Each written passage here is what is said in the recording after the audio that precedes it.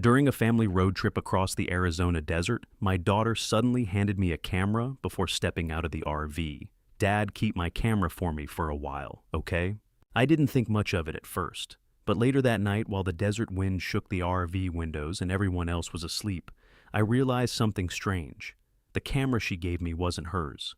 It belonged to her husband. I thought she had grabbed the wrong one by accident. Then I opened it and discovered a horrifying secret hidden inside that should never have existed. I'm grateful you're here. Before I begin, drop a comment and tell me, have you ever had to make a choice that felt impossible where every option hurt? Your answer might help someone else feel less alone. This story includes some fictional details to strengthen the message, but the lesson at its heart is what I hope stays with you.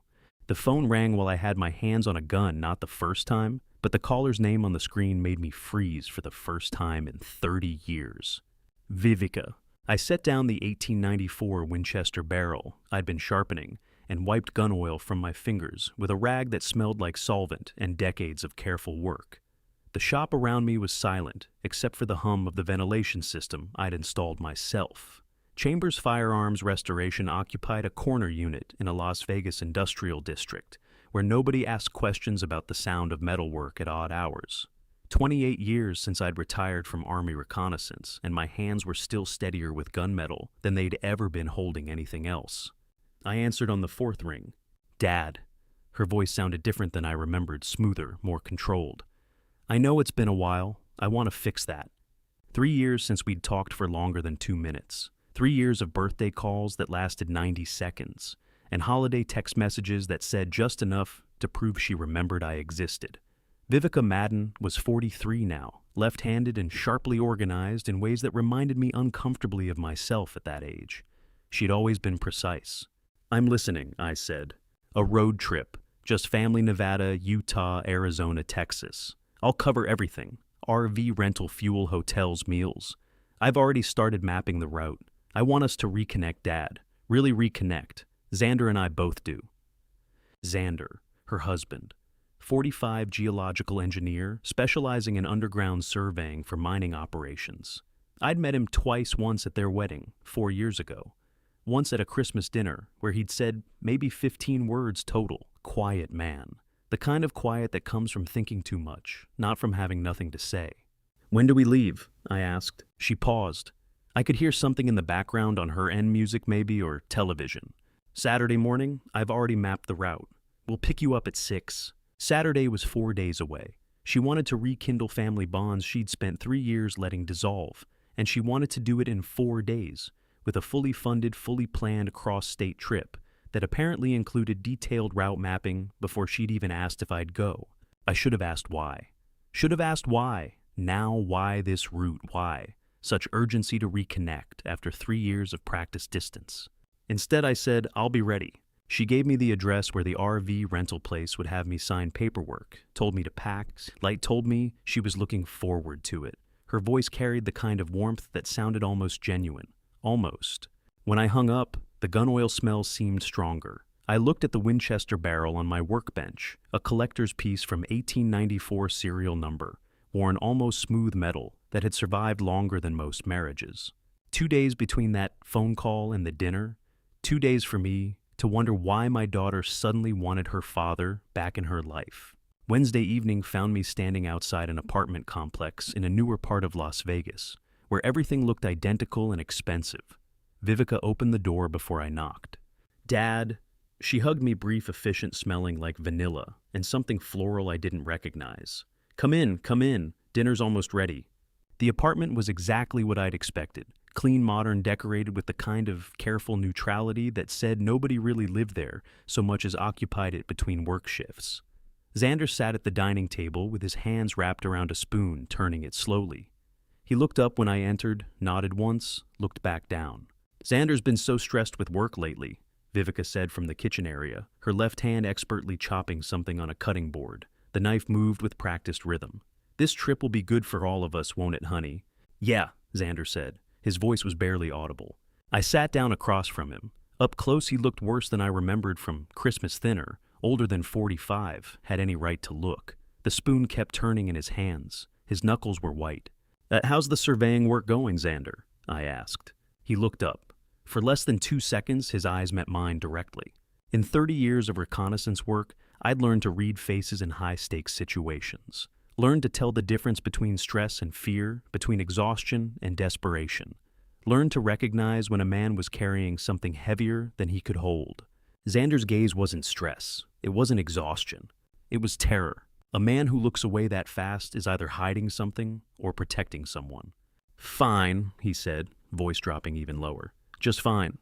Vivica brought plates to the table, pasta with red sauce that smelled like garlic and basil, and tomatoes cooked down with wine. She filled the silence with cheerful energy, talking about the RV's features, the scenic stops she'd planned, the hiking trails in Arizona she thought we'd enjoy.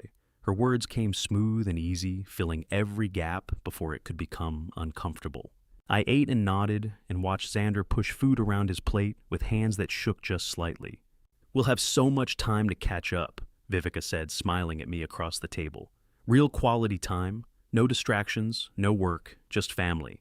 "It sounds good," I said. Xander's spoon clattered against his plate. He apologized, picked it up, set it down more carefully.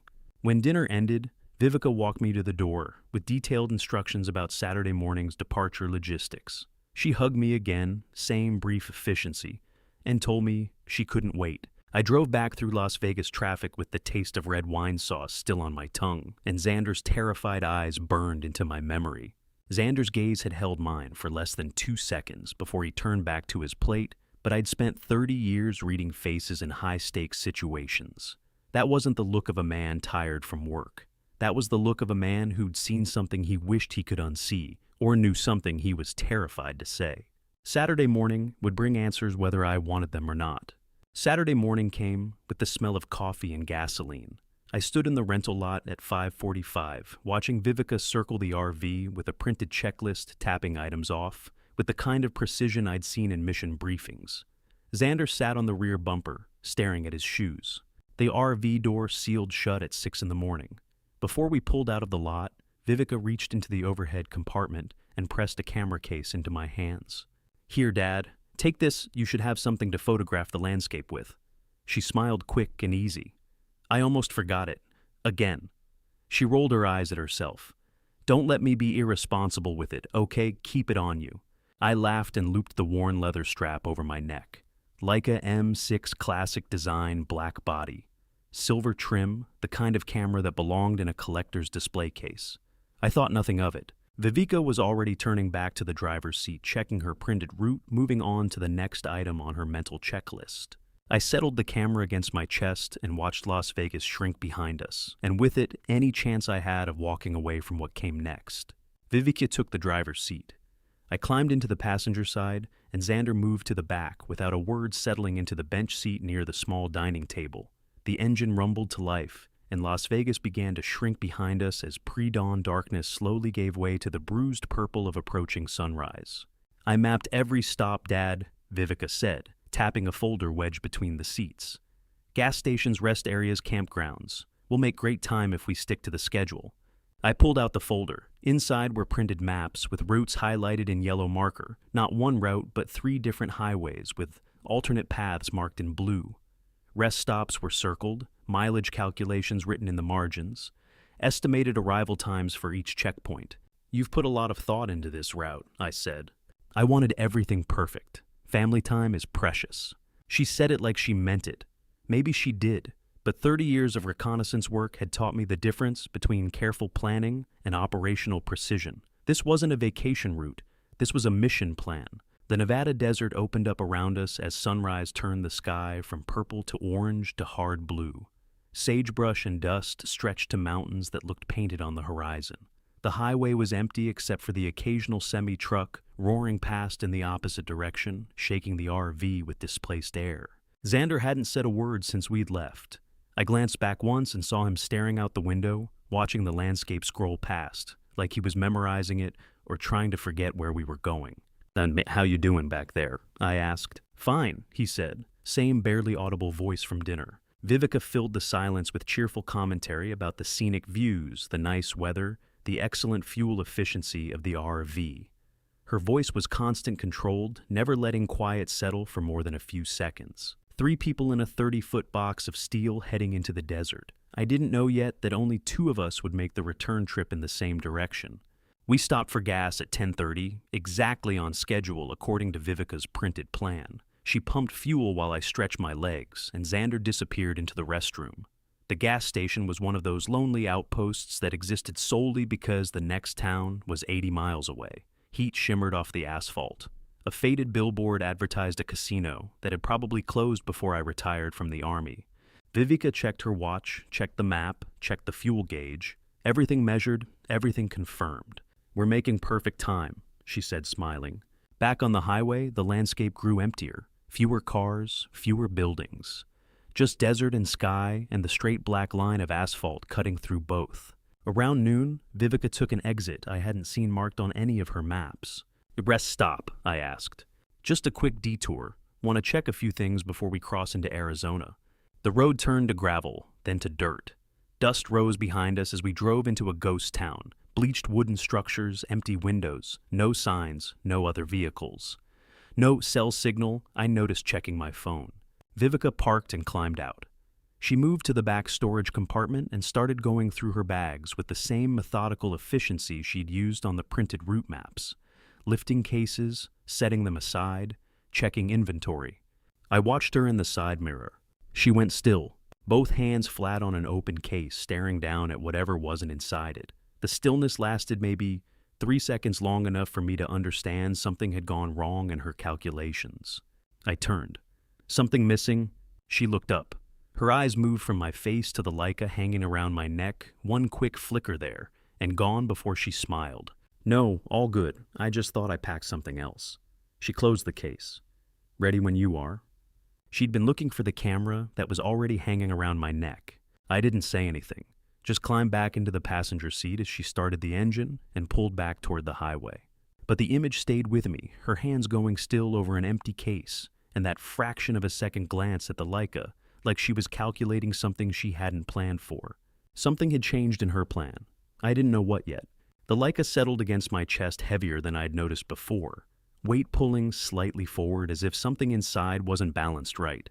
30 years of weapon repair had taught me what uneven weight distribution meant, but I didn't say anything. Not yet. I'd carry that weight for the next 6 days without fully understanding what it meant until I did. That camera hung around my neck for the next 8 hours while we crossed into Utah, and the weight never stopped feeling wrong. The desert night was so quiet I could hear the camera focus ring click when I turned it and feel something shift inside that shouldn't have been there. Vivica and Xander had gone to bed an hour ago in the small sleeping compartment at the back of the RV. I sat alone beside the dying campfire at a Utah desert campground, where the only other occupants were 2 trailers on the far side of the grounds, dark and silent. Above me, stars filled the sky in numbers you never saw in Las Vegas. No light pollution, no city glow. Just the Milky Way spread across the darkness like spilled salt. I lifted the Leica and pointed it at the constellations. The weight pulled forward on the strap around my neck, front heavy, in a way that felt deliberate. I turned the focus ring slowly, listening to the mechanical clicks. Smooth operation, precise. Exactly what you'd expect from German engineering. Except for the resistance. A subtle drag in the mechanism that shouldn't exist in a properly maintained vintage camera. I lowered it and held it in both hands, testing the balance. "A Leica M6 weighs 560 grams, I said quietly to the fire. "This one feels like 700, maybe 750. My hands knew before my mind confirmed it. 3 decades of reassembling weapons in the dark had made my fingers into instruments more reliable than any scale. This object had been altered. Something inside didn't belong there. I turned the camera over. The serial number was visible on the bottom plate, worn, but readable. The leather covering showed appropriate age and wear. The brass fittings had the right patina. Everything about it screamed authenticity, except the weight distribution. Weight doesn't distribute like this unless someone added something the manufacturer never intended, I said. The fire popped, sending sparks up into the darkness. I glanced toward the RV. The windows were dark. Good. I'd spent 3 decades learning to trust my hands more than my eyes. In reconnaissance, you often worked in darkness, assembling and disassembling equipment by feel alone. Your fingers learned to read metal the way other people read books. Every surface texture told a story. Every weight shift meant something. This camera was telling me a story. I just didn't know the ending yet. I set the camera on my knee and stared into the fire. Then I checked that the RV windows were dark and went inside. The interior was black except for the faint moonlight through the windshield. I moved quietly through the narrow space to the small dinette table, sat down and pulled the chain on the overhead light. Soft yellow glow filled the area. Behind me, the sleeping compartment door remained closed. No sound from Vivica or Xander. I pulled my pocket multi-tool from my jeans, a Leatherman I'd carried for 20 years, tools worn smooth from use. The small screwdriver blade came out with a soft click. Removing a Leica lens required patience and the right touch. Too much force and you'd strip the mounting threads. I gripped the lens barrel gently and turned counterclockwise, feeling the threads release. 3 rotations and it came free. What I saw inside made my hand stop moving. The optics weren't standard like a glass. Behind the front element was an infrared assembly compact professional military grade. The kind of specialized optics designed for scanning underground structures, mapping tunnel networks penetrating earth and concrete to create detailed thermal images. Not photography equipment, reconnaissance equipment. I set the lens down carefully and examined the camera body. The mirror box looked normal at first glance, but the weight was still wrong. I turned it over and found what I was looking for, a seam along the bottom plate that shouldn't have been there. Pressure with my thumbnail revealed a hidden compartment, sealed with friction, fit so precise you'd never notice it unless you knew where to look. Inside was a chip the size of my fingernail secured with technical epoxy. Technical epoxy, the kind used on classified equipment at Fort Bragg, not consumer cameras in Tokyo. I'd seen encryption chips before years ago during classified briefings about intelligence hardware. This one had the distinctive gold contact pattern of new generation military tech, the stuff they used for secure data transmission, satellite uplink, encryption, protected communications in hostile territory, and underground mapping. Military infrared optics, I said quietly. Underground tunnel scanning capability, encryption chip. I stared at it for a long moment, running through the implications. The weight, the precision installation, the technical epoxy. This wasn't amateur work. This was professional-grade espionage equipment hidden inside a camera that looked exactly like what a collector would own. A camera that Border Patrol agents would glance at and wave through without a second thought. Because who suspects a 60-year-old man carrying his son-in-law's vintage photography hobby? This isn't Xander's prized possession, I said. This is evidence of something federal. I thought about Vivica's precise route planning, the military-grade attention to detail, the scheduled stops, the ghost town where she'd gone still over an empty case, eyes flicking to the camera around my neck, like she was recalculating something she hadn't planned for. My daughter's camera, my daughter's secret. Whether she meant for me to have it or not, the treason was around my neck either way. The sleeping compartment door remained closed. No movement, no sound except the faint hum of the RV's ventilation system, and my own controlled breathing. I had maybe an hour before dawn, maybe less. I used the multi-tool's smallest blade to photograph the chip's serial number with my phone insurance if I needed it later. Then, I carefully pressed the bottom plate closed until the friction seal clicked back into place. The infrared optics went back inside the body. The lens threaded on smoothly 3 turns clockwise until it seated properly. I screwed the lens back onto the body, checked the weight distribution one more time, and looped the strap around my neck. My expression in the dark RV window reflection showed nothing 30 years of reconnaissance had taught me that much. The person who wanted me to sleep soundly tonight couldn't know I was wide awake. By morning, I'd need to decide, confront my daughter, or let her believe the trap was still working. I turned off the dinette light and sat in the darkness, feeling the weight of treason hanging against my chest, and began planning my next move. By morning, I'd made my decision, let her believe the trap was still working. The hunter who reveals himself too early loses the advantage. I counted 4 glances in 20 minutes, quick nervous checks that Vivica thought I wouldn't notice. Sunday morning, sunlight streamed through the RV windows. I sat at the table with scrambled eggs and toast, eating like nothing had changed. Like I hadn't spent half the night disassembling espionage equipment. Like I didn't know my daughter had turned me into an unwitting courier for military-grade intelligence hardware. The Leica hung around my neck, heavy, obvious, impossible to miss. Vivica stood at the kitchenette counter pouring coffee with her left hand. She glanced at the camera, not checking if it was still there, something different. The look of someone who'd realized a mistake and was still calculating how badly it would cost her. Almost invisible. Almost. "Beautiful morning, isn't it?" she said, bringing 2 mugs to the table. "We'll make good time today." "The route you planned is efficient," I said, watching her face. "You put real thought into this." Something flickered in her expression. She smiled and sat down across from me. "I wanted everything perfect. Family time should be intentional." Intentional. Interesting word choice. Xander emerged from the sleeping compartment, looking like he hadn't slept. Red-rimmed eyes, hair disheveled. He poured coffee with hands that shook enough to make the cup rattle against the pot. "How'd you sleep?" I asked. He didn't answer, just carried his coffee to the table and sat without making eye contact. His hands wrapped around the mug, trembling. Vivica glanced at the camera again. Second time, still trying to make it look natural. I ate my eggs and said nothing. The silence stretched. Nobody mentioned the camera hanging in plain sight around my neck. That silence told me more than questions would have. Vivica glanced a third time while clearing dishes. Not confirmation assessment. She was deciding something, working through options I couldn't see yet. Xander set his coffee cup down with trembling hands and stared at the table lips pressed together like he was physically holding words back. One of the 2 people in this vehicle was afraid of what I was carrying. The other one just looked broken. "We should get moving," Vivica said, checking her watch.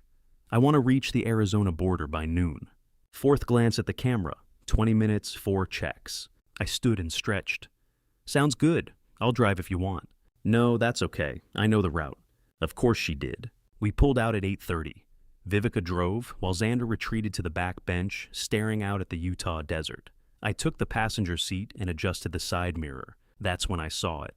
Black SUV, no front license plate, tinted windows, maintaining distance about 400 meters back. I'd learned surveillance techniques in Army reconnaissance. 400 meters was textbook, far enough to seem innocent, close enough to keep visual contact on open highway.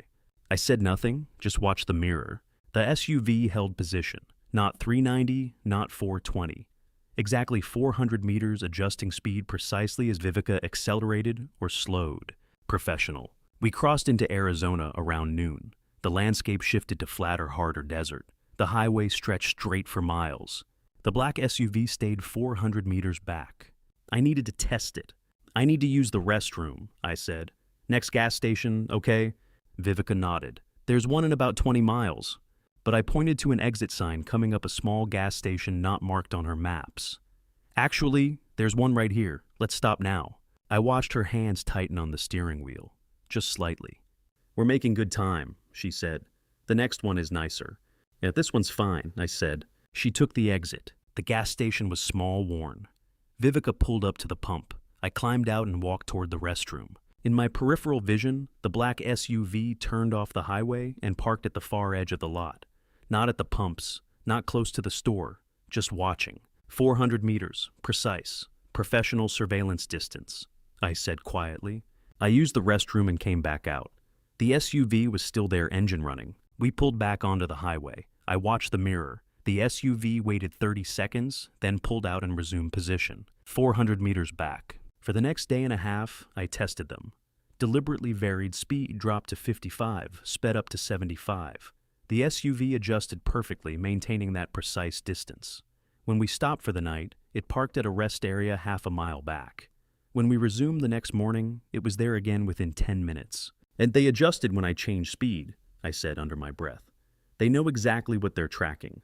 This wasn't Vivica checking on me. This was external surveillance professional patient, equipped with tracking technology, following something inside this RV. Following the chip. Not Vivica's people checking on me, someone else tracking the chip. Who was in that vehicle? Vivica's handler, a competitor trying to steal the chip, or federal agents already onto the operation? The pieces were falling into place, but I still didn't know which game I was playing. Vivica had handed me espionage equipment. Someone else was tracking it, and Xander looked like a man caught between forces he couldn't control. 3 layers of deception minimum, maybe more. I maintained steady speed and watched the SUV hold position in my mirror, 400 meters, not 395, not 410. Professional surveillance takes training and discipline.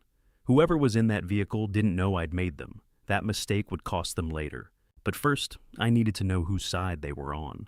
Determining whose side they were on required asking someone who'd know. I had one contact left from my army days who could answer that question. The restroom door lock clicked shut, and I pulled out the burner phone I'd bought 3 gas stations ago. The Arizona gas station restrooms smelled like industrial cleaner and stale air freshener. Fluorescent lights hummed overhead, casting everything in harsh white light. I stood with my back to the door and dialed a number I'd memorized 28 years ago and never used. It rang twice. Lester Chambers. The voice on the other end belonged to Rufus Weaver, 50 years old, and Department of Homeland Security Special Agent, with former Army intelligence background. He answered with the calm urgency of someone who had handled worse crises than this. "Didn't expect your voice on this line. What do you have?" "Military infrared optics, encryption chip, fingernail-sized technical epoxy seal. My daughter handed it to me 3 days ago." Silence on the line, not hesitation processing. "And description matches classified hardware, border tunnel mapping technology. Where are you?" "Well, Arizona, heading toward Texas." "Who else knows?" "Nobody. She thinks I'm her unwitting courier." Another pause longer this time. I heard typing in the background rapid keystrokes. "USC Section 794, Rufus said. "Treason, gathering or delivering defense information to aid foreign government. 40 years federal minimum, no parole before 25. Your daughter's looking at spending the rest of her productive life inside." The fluorescent lights hummed. Someone tried the restroom door handle, found it locked, walked away. "She doesn't know you made it," Rufus asked. "She thinks I'm sleeping soundly." "Good. Keep it that way. Don't let her know you know. Don't confront her yet. We need to coordinate this properly. Multiple agencies' jurisdiction issues, potential international players. You carrying the chip makes you federal asset and witness not suspect, but only if we control the narrative from here. Now, what do you need from me?" "Tucson. Tomorrow morning, 9 a.m., Hernandez Watch Repair on 4th Avenue. Walk in and ask for a vintage Rolex repair estimate. They'll know what that means." "Who are they?" "People I trust. They'll give you what you need. After that, your job is simple. Keep wearing that camera, keep playing your role, and lead her exactly where we tell you to lead her. And the black SUV that's been following us for 2 days, Bondes." Rufus went quiet. The typing stopped. "Description," he said. "Black SUV, no plates, tinted windows. Professional surveillance, 400 meters, textbook distance maintenance." "That's not ours. Could be your handler checking the asset, could be competitors trying to intercept. Either way, they just became part of the operation. Don't lose them." "Understood." "Lester, your daughter chose this. What happens next isn't on you." I looked at my reflection in the bathroom mirror. 68 years old, gray hair, face lined from 3 decades of sun and silence. "I know," I said. The line went dead. I flushed the toilet for authenticity, washed my hands, and walked back to the RV. Vivica was inside, reorganizing the food storage. Xander sat outside on the bumper, staring at the darkening desert sky. Nobody asked what took so long. The package was everything I needed. Now I just had to wait for the right moment to use it. Monday morning came, with Arizona heat and cloudless sky. We'd spent the night at a campground outside Tucson, and Vivica announced over breakfast that she wanted to stop in town for supplies before continuing east. "There's a grocery store on 4th Avenue, she said, checking her map. "Should only take 20 minutes. 4th Avenue, exactly where I needed to be." "That sounds good," I said. "I'll stretch my legs while you shop." Tucson was sun-baked and sprawling buildings low and spread out under mountains that ringed the valley. Vivica parked near a grocery store, and I walked 2 blocks down 4th Avenue while she went inside. Hernandez Watch Repair occupied a narrow storefront between a used bookstore and a tax preparation office. The window display showed vintage timepieces arranged on velvet Rolex, Omega, Patek Philippe. A bell chimed when I pushed the door open. The shop smelled like machine oil and old metal. An elderly watchmaker stood behind the counter, magnifying loupe attached to his glasses, working on a disassembled pocket watch. He looked up when I entered, and something in his eyes told me Rufus had made the call. "I'm here for a vintage Rolex repair estimate," I said. "Ah, yes." He set down his tools without hesitation.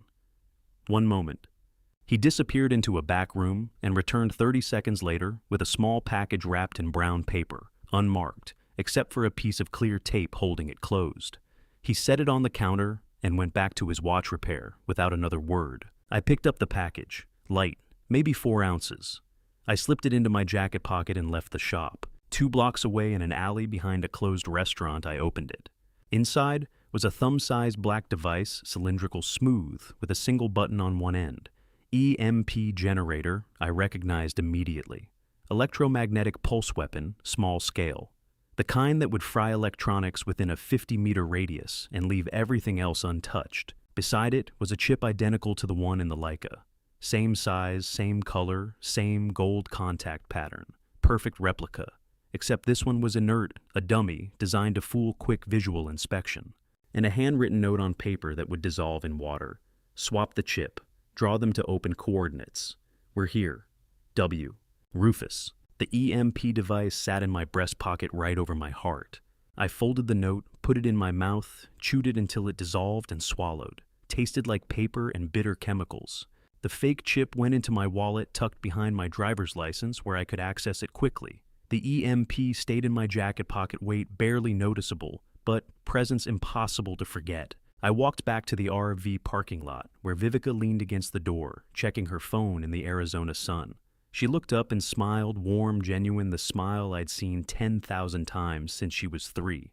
I smiled back and climbed into the passenger seat. The trap was being built one piece at a time. She had no idea the walls were already closing in. The trap was being built, but Vivica was building one too. I just didn't know which one would spring first. The canyon walls rose 200 meters on either side, and my phone showed 0 bars, exactly what Vivica had planned. We'd been driving east through Arizona when she'd suggested the detour. Red rock formations off Highway 60, spectacular this time of day, perfect for photography. Wouldn't it be nice to get some family photos with the Leica? I'd agreed. Let her choose the ground. The RV climbed a narrow access road winding between towering red rock formations. The canyon opened around us, walls of striated sandstone on both sides, creating a natural corridor, maybe 100 meters wide. No other vehicles, no visible cameras. The road dead-ended at a small turnaround. Vivica parked and killed the engine. The silence was absolute. I checked my phone. 0 bars. No way to call for help, contact Rufus, or document what happened next, except through the federal equipment in my jacket pocket. Dad, let's stop here, Vivica said, smiling. Perfect light for photos. The rocks are amazing. I climbed out. The desert air was dry and hot, smelling of sun-baked stone. Wind whistled through the canyon. No signal out here, I said, holding up my phone. That's what makes it special. No distractions, just us and nature. Xander emerged from the RV and walked 20 meters toward the cliff edge. He stood with hands in pockets, shoulders hunched, staring at the desert valley below, not looking at the camera, not looking at anyone. The posture of a man who knew what was coming and had given up resisting. I turned slowly, taking in the tactical situation. 200-meter cliffs on both sides. Single-access road, no witnesses, no surveillance, no cell signal. This wasn't a scenic stop. This was an interrogation site. Vivica had chosen this location the way military planners chose engagement zones, isolated, controlled, no escape routes for the target. The question was whether I was the target or Xander was. Vivica walked to the turnaround edge, looking out at the view. Her left hand traced the canyon rim. "It's beautiful out here," she said. "Peaceful. Why bring me here to tell me this, unless she needed to make sure no one else could hear what came next?" I decided to force the confrontation. "Yes, Vivica," I said. "Tell me about this camera. What's really inside it?" She turned to look at me. For a moment, her face was completely blank. Then tears welled up and spilled down her cheeks. The performance was flawless. "Dad, I'm so sorry." Her voice broke. "I didn't know how to tell you. I was so scared you'd hate me for dragging you into this." She walked toward me, hands clasped. The tears kept coming. "I didn't mean to give it to you," she said. Her voice broke, real crack, real breath. "At the lot Saturday morning, I grabbed the wrong case. I didn't realize until we were already on the highway, and you had it around your neck, and I couldn't..." She pressed her hand to her mouth. "I panicked. I didn't know how to take it back without explaining everything." So you left it with me," I said. She nodded, more tears. "I thought you're a veteran. If we hit any checkpoints, they'd wave you through without a second look. I told myself it was only for a few days, that I'd figure out how to get it back before Texas." She looked at Xander by the cliff edge. "He doesn't know I hid it in his camera. He doesn't know any of this. He thought that camera was at home. I told him he left it at my parents'." She exhaled. I made so many mistakes. I just kept making more to cover the first one. I looked at her tear-streaked face. Her tears were real. The story was not. I'd spent 30 years learning to separate genuine emotion from tactical deception. Tears could be real while words were lies. Vivica was scared, but not of what she claimed. She was scared I wouldn't believe her. I looked at her tear-streaked face, then at Xander standing silent by the cliff edge, then back at the camera around my neck. "I understand," I said quietly, my voice carrying just the right note of concerned father, trying to process shocking family betrayal. Vivica exhaled relief. Her whole body relaxed. She reached out and squeezed my hand. "Thank you, Dad. Thank you for not hating me. I needed you to know, before we go any further." She had no idea I'd counted at least 5 lies in the last 3 minutes. She claimed to grab the wrong case by accident, but the ghost town stop appeared on no printed map she'd shown me. She said she panicked and couldn't take the camera back, but she'd made 3 confirmation calls about coordinates confirmed before we even crossed into Texas. She said Xander didn't know his camera had been modified, but a man doesn't cry for 40 minutes at 2 a.m. over something he knows nothing about. She said she planned to retrieve it before Texas, but her route had been locked weeks before she ever called me, and she called it a mistake. Nothing about this operation was a mistake. 5 lies, minimum. But I needed proof before I could show her I knew. Proof came faster than I expected. I just had to know where to look. The pry marks on the battery cover told me everything Vivica's tears had tried to hide. We'd gotten back in the RV after her performance in the canyon. She'd offered to drive, said I must be exhausted from all the revelations. I'd agreed and taken the passenger seat, letting her think the concerned father act was working. Xander had climbed into the back without a word and curled up on the bench seat facing the wall. As Vivica drove east through Arizona, afternoon heat, I sat with the Leica in my lap, turning it slowly in the sunlight, streaming through the windshield, examining it the way I'd examined thousands of weapons over 30 years, looking not at what it was supposed to be, but at what someone had done to it. The battery cover showed scratches around the edge, small marks barely visible, the kind left by a flathead screwdriver or knife blade when someone pries open a sealed compartment. I had seen marks like these before, on modified equipment, hasty installations, field modifications, anything done under time pressure by someone who knew what they were doing but had to work fast. I held the camera up to the window light and studied the angle, left to right. The deepest gouges started on the left side of the cover and scraped rightward. The primary pressure point where the tool had levered hardest against the metal was positioned for a left thumb, applying force while right fingers steadied the body. Then left to right, left thumb primary pressure. I said quietly, too soft for Vivica to hear over the road noise. Xander was right-handed. I'd watched him for days now. Coffee cup in right hand, signing the RV rental paperwork with right hand. Opening car doors, turning pages, everything done right-handed the way most people did. But Vivica had been left-handed since childhood. She colored with her left hand. 7 years old, sitting at my kitchen table with crayons. I could see it clearly. Vivica, at age 7, tongue poking out in concentration, gripping a blue crayon in her left hand, while her right hand held the coloring book steady. Her mother had worried about it, wondered if they should try to correct it.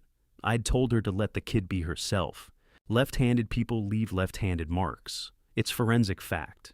The angle of tool pressure, the direction of scratches, the way force distributes across a surface, all of it tells a story about which hand held the tool. These marks told me Vivica had opened this camera, not Xander, Vivica.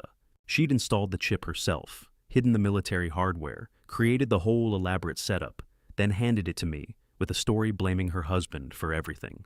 I carefully set the camera down on my lap and looked out the windshield at empty Arizona highway. "I understand," I said aloud, voice calm and steady. In the driver's seat, Vivica glanced at me and smiled, relief visible in her shoulders, tension draining away. She thought I meant I understood her difficult position, her moral dilemma, her need for father's wisdom. I meant I understood she was lying, and now I had proof, her first irreversible mistake. We got back in the RV. Vivica put her feet up and hummed to herself. I drove, and I began very quietly to plan. We stopped for the night at a rest area outside Flagstaff. Vivica made dinner pasta, again red sauce from a jar of bread from the campground store. We ate in near silence. Xander pushed food around his plate without eating. Vivica chatted about tomorrow's route, about the beautiful New Mexico landscape, We'd see about how nice it was to finally have family time. I nodded and said the appropriate things and watched Xander's hands tremble. By 10 p.m., everyone had retreated to sleeping compartments. The RV had a layout with upper and lower berths. Vivica took the rear compartment with the real bed. I took the upper fold-down berth over the driver's area. Xander got the converted dining table in the middle that dropped down into a narrow sleeping platform. I lay in darkness, listening to the RV settle and creak as temperatures dropped outside. Vivica's breathing from the rear compartment steadied into sleep within 20 minutes. She slept like someone with clear conscience or good training. From below me, Xander's breathing stayed irregular. Around 2 a.m., I heard it start. Heavy, ragged breathing, someone fighting unsuccessfully to suppress crying. Muffled sounds of a man breaking under unbearable pressure, trying desperately to stay quiet, failing. I lay perfectly still, not moving, barely breathing myself. The sounds weren't loud. Xander was doing everything possible to muffle them, probably had his face buried in a pillow hand over his mouth. But sound carries in small spaces. The desperate, quiet despair of someone who knows terrible things are coming and cannot stop them. That's not guilt, I thought. That's fear. I'd heard guilty men cry before, in interrogation rooms and prison visits in courts when sentences came down. Guilty crying sounds different. It's self-pity, regret over consequences, grief at what's lost. This was something else entirely. A man who cries like that at 2 a.m. isn't hiding crime. He's hiding terror. Xander wasn't crying because he'd stolen classified intelligence and gotten caught. He was crying because someone had trapped him in a nightmare and he couldn't see any way out. The kind of crying that comes after weeks or months of pressure when resistance has been ground down to nothing and compliance is the only option left. As she's using him, and he knows what happens if he resists. Blackmail takes many forms: money, reputation, safety, family, whatever lever works to control the target. Vivica had found Xander's lever and pulled it hard enough to break him. That wasn't the sound of a guilty man. That was the sound of a broken one. The crying continued for maybe 40 minutes, slowly subsiding into exhausted breathing, hitching gasps that gradually steadied. By 3 a.m. silence, then the heavy breathing of someone who'd finally fallen asleep from pure exhaustion. I lay in the darkness above him, staring at the RV ceiling I couldn't see. By morning, I knew 3 things with absolute certainty: Xander Madden hadn't chosen this. Vivica had trapped him in it, and I was going to get him out. But first I needed him to know he wasn't alone anymore. Signaling Xander required making Vivica believe I was completely on her side. Sometimes the best way to send a message is to say exactly the opposite of what you mean. I put my hand on Xander's shoulder in full view of Vivica and said the words she needed to hear. Tuesday morning at the rest stop, sunlight already hot on the asphalt by 9:30. We'd pulled off Interstate 40 for gas and breakfast. Xander stood near the RV, looking hollow, like he'd given up on sleep entirely. Vivica was inside the convenience store buying coffee. I walked over to him, slowly making sure my body language read as sympathetic father trying to bridge difficult gap. Put my hand on his shoulder, the way you do with someone you're trying to support. "I'm not judging you, son," I said loud enough that Vivica would hear through the open RV door when she came back. Everyone has their own difficult circumstances. Family sticks together. Xander's eyes flickered, confusion maybe, or the beginning of hope that someone finally saw through the lies. But he stayed silent. Jaw-clenched hands shoved in his pockets. Vivica emerged from the store with 3 coffee cups balanced in a cardboard carrier. Her face lit up when she heard what I'd said. "Thank you for understanding, Dad," she said, genuine relief in her voice. "It means everything to us." She set the coffee down and hugged me. Quick, tight, grateful. The hug of someone whose manipulation had just succeeded beyond expectations. I hugged her back and thought about federal prison sentences for treason. "I need to use the restroom," Vivica said. "Be right back." She walked toward the rest stop building. I watched her go, counting seconds. Estimated 3 minutes minimum for a restroom visit. The moment she disappeared inside, I moved. The recording device was in my jacket pocket thumb-size cylinder that Rufus's contact had included with the EMP and fake chip. Voice-activated 7-day battery adhesive backing, strong enough to stay mounted through vibration and temperature changes. I climbed into the RV and dropped to one knee beside the dining table. Found the sweet spot underside of the table near the center support brace invisible unless you were specifically looking for it. Peeled the adhesive backing and pressed it firmly into place. held for 5 seconds while the adhesive cured, tested the hold with a gentle tug. Solid. Press the activation button once. Tiny green LED flashed twice, then went dark. Active. The recorder clicked on. From this moment, every word spoken at that table was evidence. I stood up, brushed off my knee, and was leaning against the RV exterior drinking coffee when Vivica emerged from the restroom 2.5 minutes later. "Ready to go?" she asked. "Ready." The recorder was smaller than my thumb. The evidence it would gather could send my daughter to prison for decades. We drove east through Arizona. The landscape shifted from red rock to high desert scrub elevation, climbing as we approached New Mexico. Vivica drove and talked about family memories, about good times when I'd taught her to fish, about how much she appreciated having me on this trip. Every word was being recorded now, building her own case. Around 2 p.m., we stopped at a deserted gas station outside Holbrook. 2 pumps, a closed convenience store with boards over the windows, nothing else for miles in any direction. "I'll pump," I said. "You and Xander stretch your legs." Vivica nodded and walked toward a picnic table in the shade. Xander followed her, silent as always. I pumped gas and watched them in my peripheral vision. When they were both looking away, I pulled out the burner phone and checked for messages. One encrypted file from Rufus, large, maybe 20 megabytes. I downloaded it using the gas station's weak Wi-Fi signal, watching the progress bar crawl across the screen. When it finished, I walked to the restroom on the far side of the building, locked the door, and opened the file. Route analysis, maps overlaid with colored zones. Red for radar coverage, blue for checkpoint locations, green for the route Vivica had planned. The green line threaded through 7 distinct gaps in the red zones. Perfect corridors where military radar coverage had known blind spots, the kind of information that existed in classified Defense Department databases and nowhere else. 12 federal border checkpoints marked in blue along possible routes. The green line avoided every single one. Rufus's message was attached. Route analysis complete. 7 radar blind spots, 12 checkpoints avoided. This is professional-grade operational planning. Planner has DoD security knowledge, either former government or connected to current insider. I stared at the screen. Vivica didn't plan this alone. Someone with security clearance designed this route. This wasn't a daughter stealing classified intelligence and improvising a smuggling operation. This was a coordinated conspiracy involving someone with active or former access to Defense Department security infrastructure. Someone who knew exactly where radar coverage went dark, which checkpoints operated on which schedules, which routes would raise red flags and which would pass unnoticed. Someone who'd spent years learning how to move invisibly through America's security apparatus. 7 blind spots, 12 checkpoints. Someone with a security clearance had planned this route down to the mile marker. I deleted the file and cleared the phone's cache, flushed the toilet for authenticity, and washed my hands. When I came out, Vivica and Xander were back at the RV. She smiled and climbed into the driver's seat. "How much further today?" I asked. "Maybe 3 more hours. There's a nice campground outside Albuquerque. We can stop there for the night." "That sounds good." I walked back to the RV parking lot, deleting Rufus's message as I crossed the pavement. Vivica was leaning against the door in the afternoon sun, checking her phone, completely unaware that federal analysts had just dismantled her route planning. She looked up and waved at me to hurry, warm, impatient, the same gesture she'd used since she was 8 years old, asking me to push her on the swing set. I waved back and thought about how many pieces were now moving on the board she couldn't see.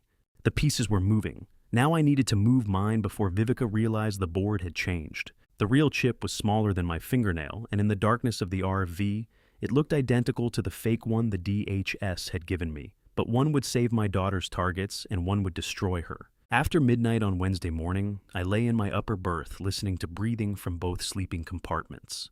Vivica's was steady and deep. Xander's was lighter, troubled but finally asleep. I gave it another 30 minutes, then moved. The Leica hung on a hook near the driver's seat. I lifted it carefully, penlight, clicking on with a narrow beam. The lens came off with 3 turns. Inside, the military infrared optics gleamed. I left those in place. Removing them would change the weight too noticeably. The bottom plate revealed the hidden compartment. The real chip sat there, secured with technical epoxy I'd already loosened. I used my pocket knife to pry it free carefully. The chip came out, fingernail-sized, gold contacts, top-secret intelligence worth millions. Real chip, top-secret tunnel mapping intelligence. Fake chip, federal honeypot that tags everyone who touches it. I set it on the seat and pulled out the DHS replacement from my wallet, identical in every visible way. But this one contained dummy data designed to expose everyone in the chain. I pressed the fake chip into place, added a drop of adhesive, and sealed the compartment, threaded the lens back on. Checked the weight. Perfect. No detectable difference. The real chip went into a padded envelope addressed to Pentagon facilities using Rufus's codes. I'd mail it from the next town. But first the EMP. I climbed out into cold desert air. Stars overhead, no moon, complete darkness. I crawled under the RV with my penlight. The EMP device was thumb-sized black magnetic. I attached it to the engine block near the battery connection. Wired to activate on radio signal. When Rufus's team sent the pulse, every electronic device within 50 meters would go dark. I tested the connection, crawled back out, brushed dust from my clothes. Inside, I pulled out the burner phone and typed an encrypted message to Rufus. Package secured. Recommend coordinates 31.6891 degrees. North 106.6333 degrees. West abandoned quarry 40 miles west of El Paso. Single access, open terrain. The reply came in 30 seconds. Coordinates confirmed. Border Patrol coordinating. Draw them there. We'll be waiting. I deleted both messages and powered down the phone. Hung the Leica back on its hook. Climbed into my berth. I lay back down and closed my eyes. Tonight was the last night I'd spend not knowing how this would end. Wednesday morning came with Vivica in unusually good spirits. She made pancakes humming while she cooked. Xander sat at the table, hands wrapped around coffee not drinking. El Paso today, Vivica said brightly. We're making such good time, Dad. Isn't this trip wonderful? It's been educational, I said. She smiled like I'd given her a compliment. We drove east through New Mexico into Texas. The landscape flattened, became harder and drier. Mountains appeared on the horizon, the Franklin Range marking El Paso. Around noon, Vivica's phone rang. She answered, listened, then turned toward the windshield. Tomorrow morning, she said quietly. Yes, he's still wearing it. Everything's on schedule. She hung up. 2 minutes later, another call. Understood. Same location. Coordinates confirmed. 3 more calls over the next 2 hours. Each time she'd glance at me in the rear view to make sure I wasn't paying attention, then speak in low tones about timing locations payments. Finalizing the deal. Tomorrow morning, somewhere near El Paso, she'd hand over what she thought was classified military intelligence and receive payment. Except she'd be handing over a federal tracking device that would expose everyone who touched it. I checked the rearview mirror. The black SUV was gone. Not just out of sight, completely absent. 4 hours of driving, no sign of it. No glimpse at rest stops. No shadow maintaining distance. The SUV was gone. Not because they'd lost us. Because they were already there waiting. They'd stopped following because they knew exactly where we were headed. They'd gone ahead to prepare the meeting location, set up security, position their people, get ready for the final handoff. Vivica's cheerfulness made sense now. This was endgame for her, the long con reaching its conclusion. Transport the chip using decorated veteran father, as unwitting courier, hand it off to buyers, collect payment, disappear with money while Xander took the blame. Clean, professional, almost perfect. I glanced in the rear view at Xander. He was staring at me with utter helpless despair, not looking away this time, just staring with eyes that said everything his voice couldn't. Xander's eyes said what his voice couldn't. This is it. This is where it ends, one way or another. He knew something terrible was coming tomorrow morning. He knew he was caught in machinery he couldn't stop, and he had no idea I was working to pull him out of it. The El Paso 50 miles sign appeared on the right. Vivica saw it and smiled. Almost there, she said. We'll find a nice place to stay tonight. Get some rest before tomorrow. Before tomorrow, when she thought she'd complete her intelligence sale and escape with millions. I watched the El Paso 50 miles sign pass on my right, then checked the rearview mirror one more time. The black SUV was gone, had been gone for 2 hours. They weren't following us anymore because they didn't need to. They knew exactly where we were going, exactly when we'd arrive, and exactly what Vivica thought was going to happen tomorrow morning. What they didn't know was what the recording device hidden under that dining table had been capturing since Tuesday morning. That secret knowledge was waiting for me under the dining table, captured in digital memory, ready to break whatever remained of my heart. Her voice came through the headphones clear and cold, and for 3 seconds I didn't recognize it as belonging to the little girl I'd raised. Wednesday evening rest stop outside El Paso. The sun was setting, turning the desert sky orange and purple.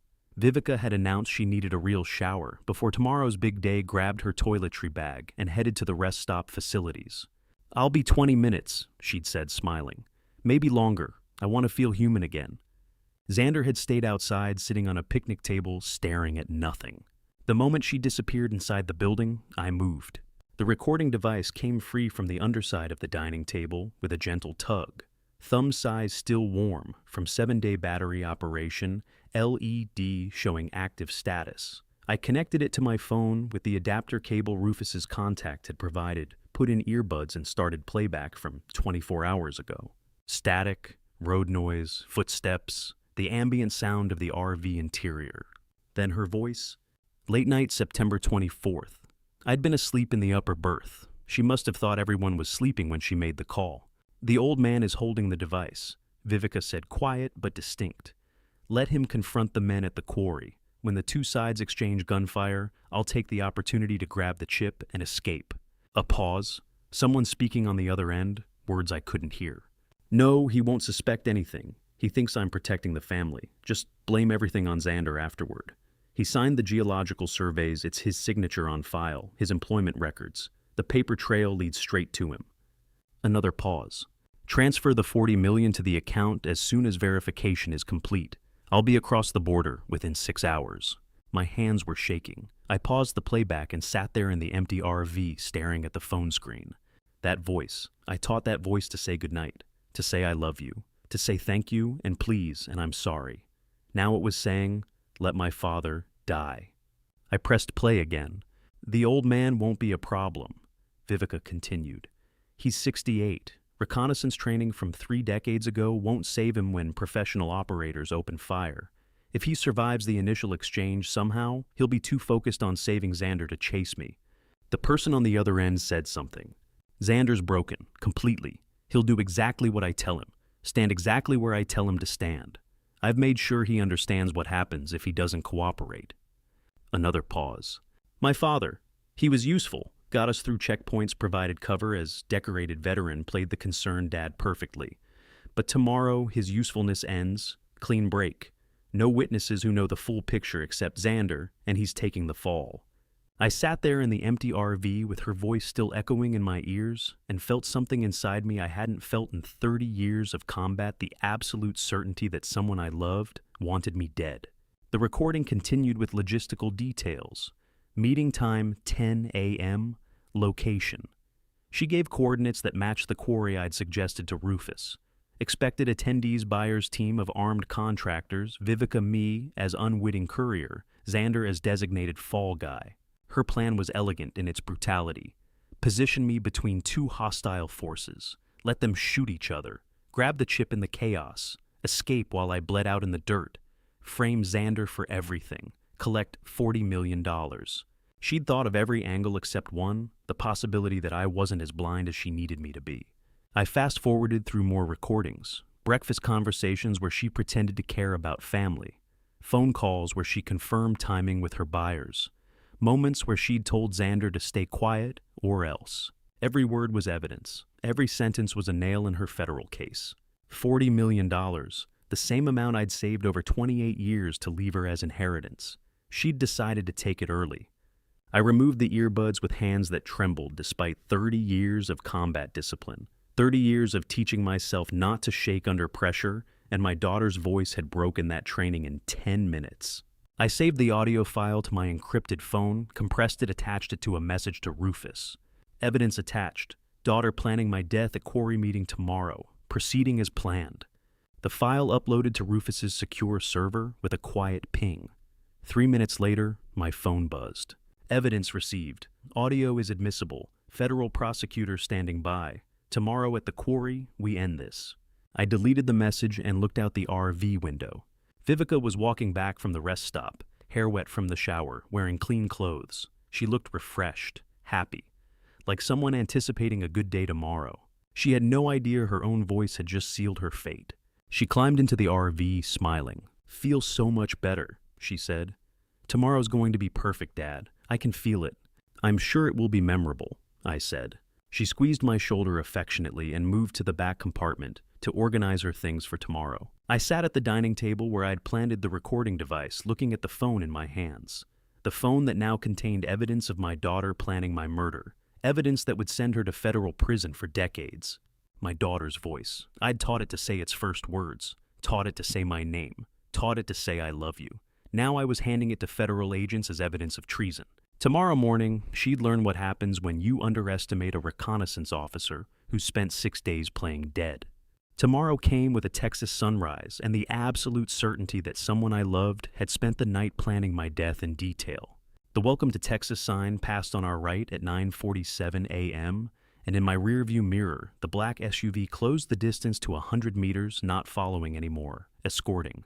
Thursday morning, the day Vivica had been working toward for months, maybe longer. The day she thought would end with $40 million in an offshore account and her father bleeding out in desert dirt. The atmosphere inside the RV had shifted overnight. Vivica sat in the passenger seat, texting constantly, thumbs moving across her phone screen with quick precision. Occasionally, she'd smile to herself. Once, a quiet laugh. "Almost there," she said into the phone, voice low but audible in the confined space. "Yes, everything's perfect. He has no idea." She glanced at me to see if I'd heard. I kept my eyes on the road, hands relaxed on the wheel, expression showing nothing but mild focus on driving. In the rearview mirror, Xander sat motionless in the back seat. His eyes were closed but not in sleep. His face had the expression of someone who'd stopped fighting the inevitable and now simply waited for it to arrive. A man who'd already said goodbye to whatever life he thought he'd have. Xander's eyes were closed. He had already said goodbye to whatever life he thought he'd have. The black SUV moved closer. 100 meters became 70, then 50. The SUV wasn't hiding anymore. They wanted me to see them, wanted me to know I was being herded. Professional surveillance stays invisible. Amateurs get nervous and close the gap. But this wasn't amateur nervousness. This was deliberate positioning. They were no longer tracking me covertly. They were escorting me to a destination, confident the trap was so complete that concealment no longer mattered. I maintained exactly the speed limit, hands steady, no reaction to show I'd noticed the tactical shift. El Paso appeared on the horizon. Urban sprawl spreading across the desert buildings, rising against mountains in the distance. Signs for the city started appearing every few miles. El Paso 47 miles. The SUV was riding close now. We weren't being followed anymore. We were being escorted. Vivica made 3 more calls in quick succession, each one brief confirming details. "On schedule, 15 minutes. He's wearing it, around his neck. Hasn't taken it off once." "Understood. Same location. We'll be there." She ended the last call and turned to me with a bright smile. "I know a great little place for lunch," she said. "Just a quick stop, Dad. You'll like it." "It sounds good," I said. The exit came up marked only by a faded green sign. Vivica directed me down a 2-lane road that became progressively more isolated. Buildings thinned out. Traffic disappeared. After 3 miles, a single structure appeared, old roadside bar, weathered wood siding, gravel parking lot, neon beer signs, and dusty windows. 3 vehicles in the lot. One was the black SUV that had been following us. The other 2 were large trucks with tinted windows. "Here," Vivica said. "Perfect timing." I parked. The RV engine ticked as it cooled. Vivica climbed out first, almost bouncing with nervous energy. Xander moved slowly, like a condemned man walking to execution. I followed them to the door. The Leica hung around my neck, heavy with the weight of a fake chip that would expose everyone who touched it. The EMP device sat in my jacket pocket over my heart. Vivica pushed open the door. The interior was dim after bright Texas sunlight. It took my eyes 2 seconds to adjust. When they did, I counted. 8 men, heavily built. Professional mercenaries positioned throughout the space with the patient stillness of men paid well to kill and experienced enough to wait for the signal. 6 visible weapons, shoulder holsters on 3 men, hip holsters on 2. More one shotgun leaning against the wall near the bar. They'd been waiting for us. The door closed behind me with heavy finality. 2 men rose from a table near the back and positioned themselves blocking the rear exit. 2 more shifted positions near the front door. Front door 2 hostiles, back door 2 hostiles, window 3 meters probably locked. 8 total, 6 visible weapons. I stood completely still in the center of the room. My right hand drifted casually toward my hip, where a concealed weapon would be if I were carrying one. standard defensive positioning. Let them see the instinct. Then I slowly lowered my hand away from my hip, relaxed my shoulders, let my expression shift from alert to confused. I lowered my hand. Let them think I didn't understand what this was. The 8 men watched me with professional assessment, calculating threat level, determining if the old man would need to be subdued immediately or if he'd stay cooperative through intimidation. Vivica walked to a table and sat down completely comfortable, like she'd been here before, because she had been. "Sit down, Dad," she said, gesturing to a chair. "Lunch will be here soon." Xander stood frozen near the door hands at his sides, face pale. I counted again faster this time. Full tactical assessment in 4 seconds. Front door covered by 2 men, both armed. Back door covered by 2 men, both armed. Window to my left, 3 meters probably locked from the inside, too small to escape through quickly. 8 hostiles total, 6 confirmed weapons. Unknown number of concealed weapons. Single room, no cover except overturned tables. Kill box, classic ambush setup. Victim herded into confined space, all exits controlled, overwhelming force, nowhere to run. 8 men, 6 visible weapons, 2 exits covered, and the most dangerous person in that room hadn't drawn anything yet because she was standing right next to me, smiling. I stood there in the center of that bar surrounded by 8 armed men who'd been paid to kill me and thought about the EMP device sitting over my heart and the fake chip around my neck. They thought they had me in a kill box. They had no idea they were the ones already surrounded. Then the backroom door opened. The backroom door opened, and the man who walked out looked like he'd never worried about money a day in his life. Dwight Padilla, 52 years old and Texas energy billionaire, emerged in a gray suit and polished Italian shoes, with the smile of a man who'd never faced consequences for anything he'd done.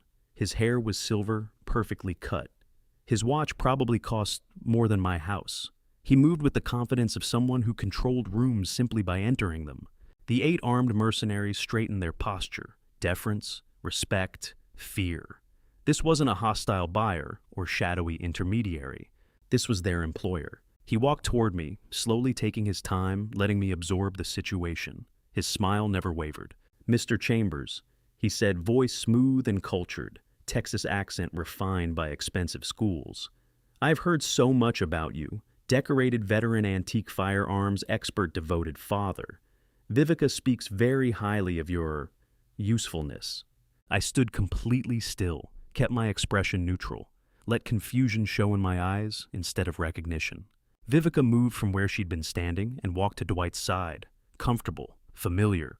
She looked at me and smiled. "Dad, this is Dwight Padilla, my business partner." The words hit like physical blows. Business partner. Not captor, not threat, not the dangerous man she was running from or trying to escape. Partner, every story she'd told in the canyon, every tearful confession about Xander stealing classified intelligence, every moment of manufactured concern about protecting family. Lies, all of it. Vivica looked at me and smiled the same smile I'd seen 10,000 times since she was 3 years old. I didn't recognize the person behind it. Dwight extended his hand. I shook it automatically, my body moving through social convention, while my mind processed devastation. "Please sit," Dwight said, gesturing to a table. "We have much to discuss." I sat. Xander stood frozen near the door, face white, hands trembling. Nobody had acknowledged his existence yet. Dwight settled into a chair across from me. Vivica sat beside him, crossing her legs completely at ease, like we were having lunch instead of sitting in a room with 8 armed mercenaries. "I imagine you have questions," Dwight said. "A few," I managed. He smiled wider. "I'll save you the trouble of asking. The situation is quite simple. The camera you're wearing contains classified United States border tunnel mapping intelligence, extremely valuable to certain foreign interests who'd prefer to move goods and people without detection." He leaned back, fingers steepled. "Vivica and I have been working on this acquisition for 18 months. The logistics were complex. Getting the intelligence out of secure facilities, modifying the camera, planning the route, and most importantly, the right delivery method. Your daughter's improvisation was inspired. She turned a 90-second accident into a 6-day operation." His eyes met mine. A decorated Army veteran with clean record and no criminal history, apparently a happy accident on her part, but a perfect one. Border Patrol waves you through. Checkpoints barely glance at your paperwork. You're invisible in the best possible way. Before I reveal what Dwight said next about the $40 million I need to know something, comment A, if you think Vivica planned this from the beginning, or B, if you think Dwight manipulated her. Add one reason in under 10 words. Quick note, what follows includes dramatized details for emotional impact. The lesson is what matters. The chip you're carrying, Dwight continued, is worth $40 million to certain interested parties. Vivica and I have worked very hard to make this transaction happen. The route you drove was carefully planned to avoid all federal checkpoints and radar coverage. Every stop was calculated. He gestured to Vivica with obvious pride. Your daughter is remarkably talented. The planning, the execution, the psychological manipulation required to keep you compliant for 6 days. Exceptional work. Vivica smiled at the compliment. No shame, no conflict, just satisfaction at being recognized for her skill. We brought you here today, Dwight said, because our buyers want to verify the chip personally before final payment. They'll arrive shortly. Once authentication is complete, funds transfer to our accounts and you're free to go. He said it like he was describing a simple business transaction. Of course, he added, smile fading slightly, that assumes your cooperation. The alternative would be unfortunate for everyone. The 8 men around the room shifted almost imperceptibly. Message received. I looked at Vivica, studied her face, searched for any sign of the daughter I'd raised. Business partner, I said quietly. How long? 2 years, she said without hesitation. Dwight approached me with a proposition. I evaluated the risk versus reward. The numbers made sense. She was talking about treason and her father's murder like it was a real estate investment. Business partner. She'd said it like she was introducing her accountant, not the man who had orchestrated her father's murder. Dwight checked his watch. Our buyers will be here in 30 minutes. I suggest you relax, Mr. Chambers. This will all be over soon, and you can return to your quiet life in Las Vegas. Vivica assures me you'll be understanding about the situation. Understanding, I repeated. You're a practical man, Vivica said. A soldier. You understand operational necessity. Sometimes people are used as assets. It's not personal, it's strategic. She reached across the table and patted my hand. The gesture was almost affectionate. I needed someone the government would trust implicitly, she continued. Someone with military background and clean record. Someone who'd never suspect his own daughter of using him. You were perfect for the role, Dad. You should be proud. Proud. She wanted me to be proud that she'd weaponized my love for her to commit treason. Dwight extended his hand toward me, like we were closing a real estate deal, not standing in a room where 8 men were paid to kill me if I didn't cooperate. Vivica watched the introduction with satisfaction, like a parent watching a child's school play. I looked at her standing there beside him, comfortable, confident, smiling, and realized I was looking at a complete stranger who happened to have my daughter's face. Then I did what reconnaissance taught me. I asked the question that would make them think I still didn't understand. The question that would expose everything had to sound like I understood nothing. I looked at Vivica standing there beside Dwight Padilla and asked the question reconnaissance had taught me to ask, the one that sounds innocent, but forces the enemy to reveal their entire strategy. Vivica, I said, voice carefully controlled. Tell me why you gave me the camera, why me specifically. It was the question of a confused father trying to understand his role, not the question of someone who'd already heard the answer on a recording device. Vivica didn't hesitate, didn't show guilt or discomfort. She answered with the calm precision of someone explaining a business decision. It was a mistake at first, she said, with no apology in her voice now. The tears were gone. This was the real version. At the lot Saturday morning, I grabbed Xander's case instead of the spare. Didn't realize until we were 20 minutes down the highway and you already had it around your neck. She leaned back, almost amused at herself. I had maybe 90 seconds to decide. Take it back and explain everything, or let it ride. She shrugged. A decorated Army veteran, clean record, no flags in any database. The kind of man the Border Patrol waves through without slowing down. She met my eyes. The mistake became the plan. The best couriers are the ones who don't know they're carrying anything. Dwight smiled from across the table. Improvisation under pressure. That's what separates professionals from amateurs. Vivica smiled back at him. I sat there looking at my daughter and thought she turned a 90-second accident into a 6-day federal conspiracy. And she was proud of it.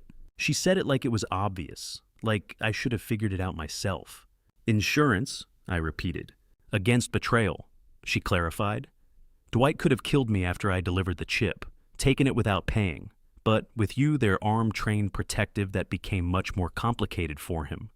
Dwight smiled slightly, acknowledging the logic. Your daughter is very strategic, he said. I respect that. Vivica continued warming to her explanation like a professor describing a particularly elegant solution. You're 68, but you maintained your combat skills. I've watched you at the shooting range. Your reflexes are still sharp. And you carry concealed, I know, because I've done your laundry for years. So, when I gave you that camera, I gave myself protection.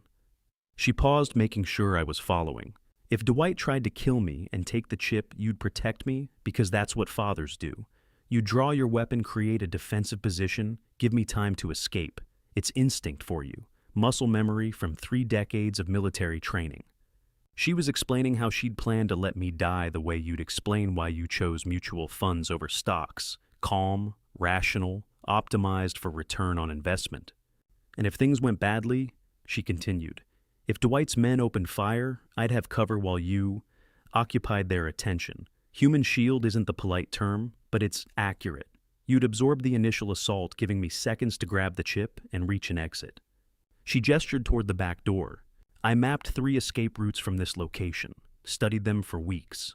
While you were dying or bleeding out, I'd already be in a vehicle heading to the Mexican border. $40 million transferred to an offshore account. And the paper trail would lead straight to Xander's geological survey signatures, not to me. The bar was completely silent. Even the armed men seemed uncomfortable with how casually she was describing her father's planned death. It's called layered operational security, Vivica said. You taught me that term when I was 12. Remember, you were explaining why Army missions had backup plans for backup plans. I applied the same principle here. She smiled, proud of herself. You were Layer 1 protection against Dwight's betrayal. Layer 2, human shield if violence occurred. Layer 3, Xander takes the blame while I disappear. Clean, efficient, maximum survival probability for me. Insurance, I said again. The word felt like ashes in my mouth. Insurance. She'd called me insurance, not dad, not family. Insurance.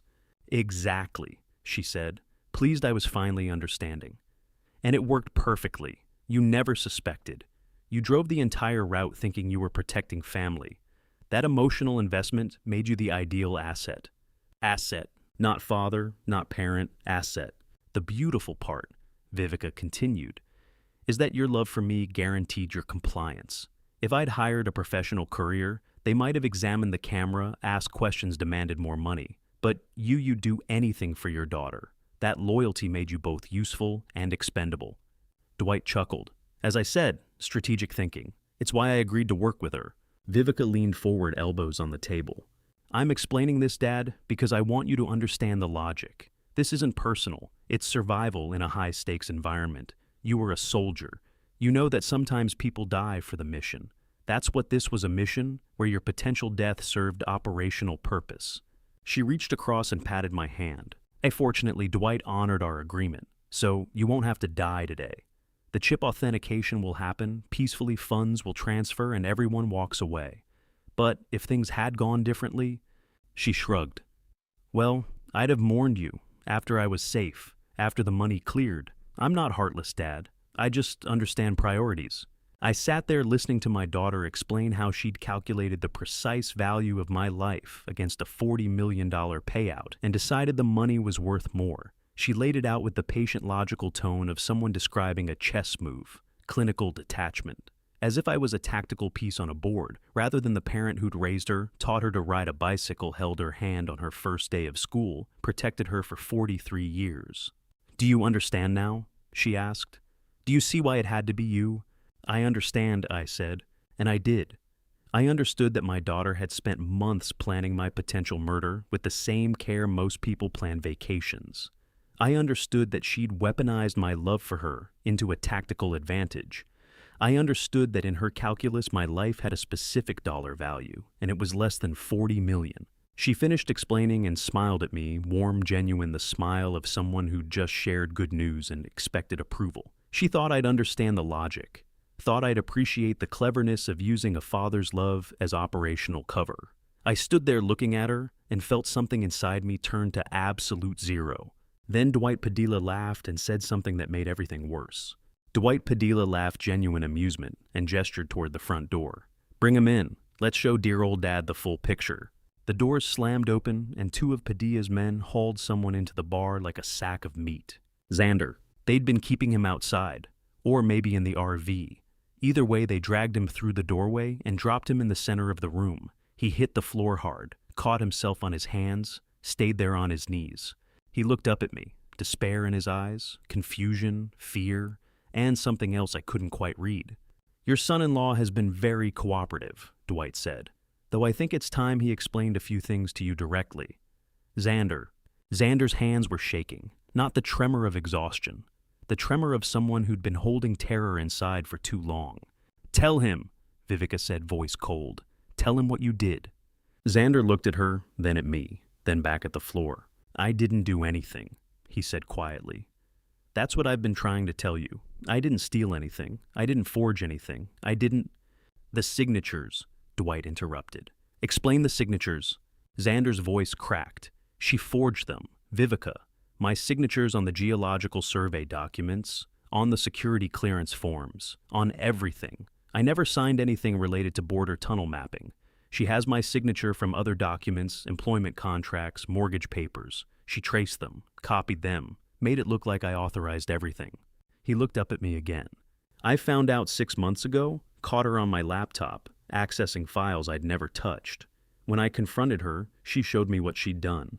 All the forged documents with my name, all the paper trails leading back to me. She said if I told anyone if I tried to stop her, she'd turn everything over to federal authorities, and I'd go to prison for treason." His hands trembled harder. I noticed they were shaking exactly like my own father's hands had during interrogations in prison. Genetic muscle memory of fear passed through generations. "She installed cameras," Xander continued, "in our apartment, in my car, at my office, hidden microphones, GPS trackers. She monitored everything I did, every person I talked to, every place I went. 24 hours a day for 6 months. I couldn't escape, couldn't ask for help. She showed me the surveillance footage to prove she was always watching." Tears ran down his face. "And I thought—" His voice broke completely. "I thought you were helping her. I saw you wearing one of her cameras during the trip, the Leica. I recognized the model because she showed me the technical specs once. So I thought you were in on it. Thought you were another person watching me, monitoring me, making sure I didn't run." The words hit like a physical blow. He'd seen me wearing the camera and thought I was part of his surveillance nightmare, thought his father-in-law was helping trap him. I wasn't, I said. I didn't know." Xander stared at me, processing, understanding, slowly dawning. "You didn't know," he whispered. I shook my head. Something in his expression broke, relief and horror mixing together. Relief that I wasn't his enemy. Horror at what that meant about how thoroughly Vivica had manipulated both of us. Vivica watched the exchange with mild interest. No guilt, no shame, just clinical observation of how her two assets were processing their situation. "Touching reunion," Dwight said. "But we're on a schedule. Mr. Chambers, I need that camera. Hand it over now, or my men will take it by force." I stood slowly, helped Xander to his feet with a hand on his shoulder, not quite pulling him up, but applying gentle upward pressure while making brief eye contact. A gesture. Military communication without words. "Your father never abandoned you. We're on the same side now." Xander understood. I saw recognition in his eyes. "I'm not handing anything over here," I said to Dwight. "Too enclosed, too many weapons. If something goes wrong, innocent people in nearby buildings could get caught in crossfire." Dwight raised an eyebrow. "Concerned about collateral damage, how noble." "Concerned about getting shot in a room with no exits?" I said. "You want the chip, we do this outside. Open ground, my choice of location. That's the deal." "You're not in a position to make deals," Dwight said. "Then you're not in a position to get the chip," I replied. "I can destroy it right here. Smash the camera wreck. The optics break the chip into pieces you'll never recover. Or we can do this my way, and everyone walks away with what they want." Dwight studied me, calculating. His men shifted positions, hands moving closer to weapons. "Where?" he asked finally. "Abandoned quarry. 40 miles west of El Paso, completely isolated, no civilians, open terrain. You can bring every man you have and still feel safe. We meet tomorrow morning, 10 a.m. I'd scouted that location with Rufus's team, perfect federal ambush point, single access road, surrounded by cliffs, nowhere for Padilla's men to escape when Border Patrol Special Forces moved in. Tomorrow, Dwight said, that gives you time to run. It gives you time to verify the location, I countered. Check satellite images, drive by tonight if you want. You'll see it's perfect for what you need, completely isolated, no witnesses, no law enforcement for 50 miles. Through the bar window I could see our RV in the parking lot. The satellite dish on its roof was slowly rotating. Vivica still monitoring everything, still collecting data, even as her carefully constructed operation crumbled around her. Dwight considered for a long moment. Then he smiled. Tomorrow morning, 10 a.m., the quarry. If you're not there, or if I see any sign of law enforcement, your son-in-law dies. Understood? Understood, I said. Padilla smiled like a man who just won a negotiation and extended his hand to seal the deal, and I shook it, knowing that in 48 hours I'd either be standing over his handcuffed body or buried in the desert beside my son. 48 hours became 40, became 20, became the longest night of my life, spent staring at a photograph and waiting for dawn.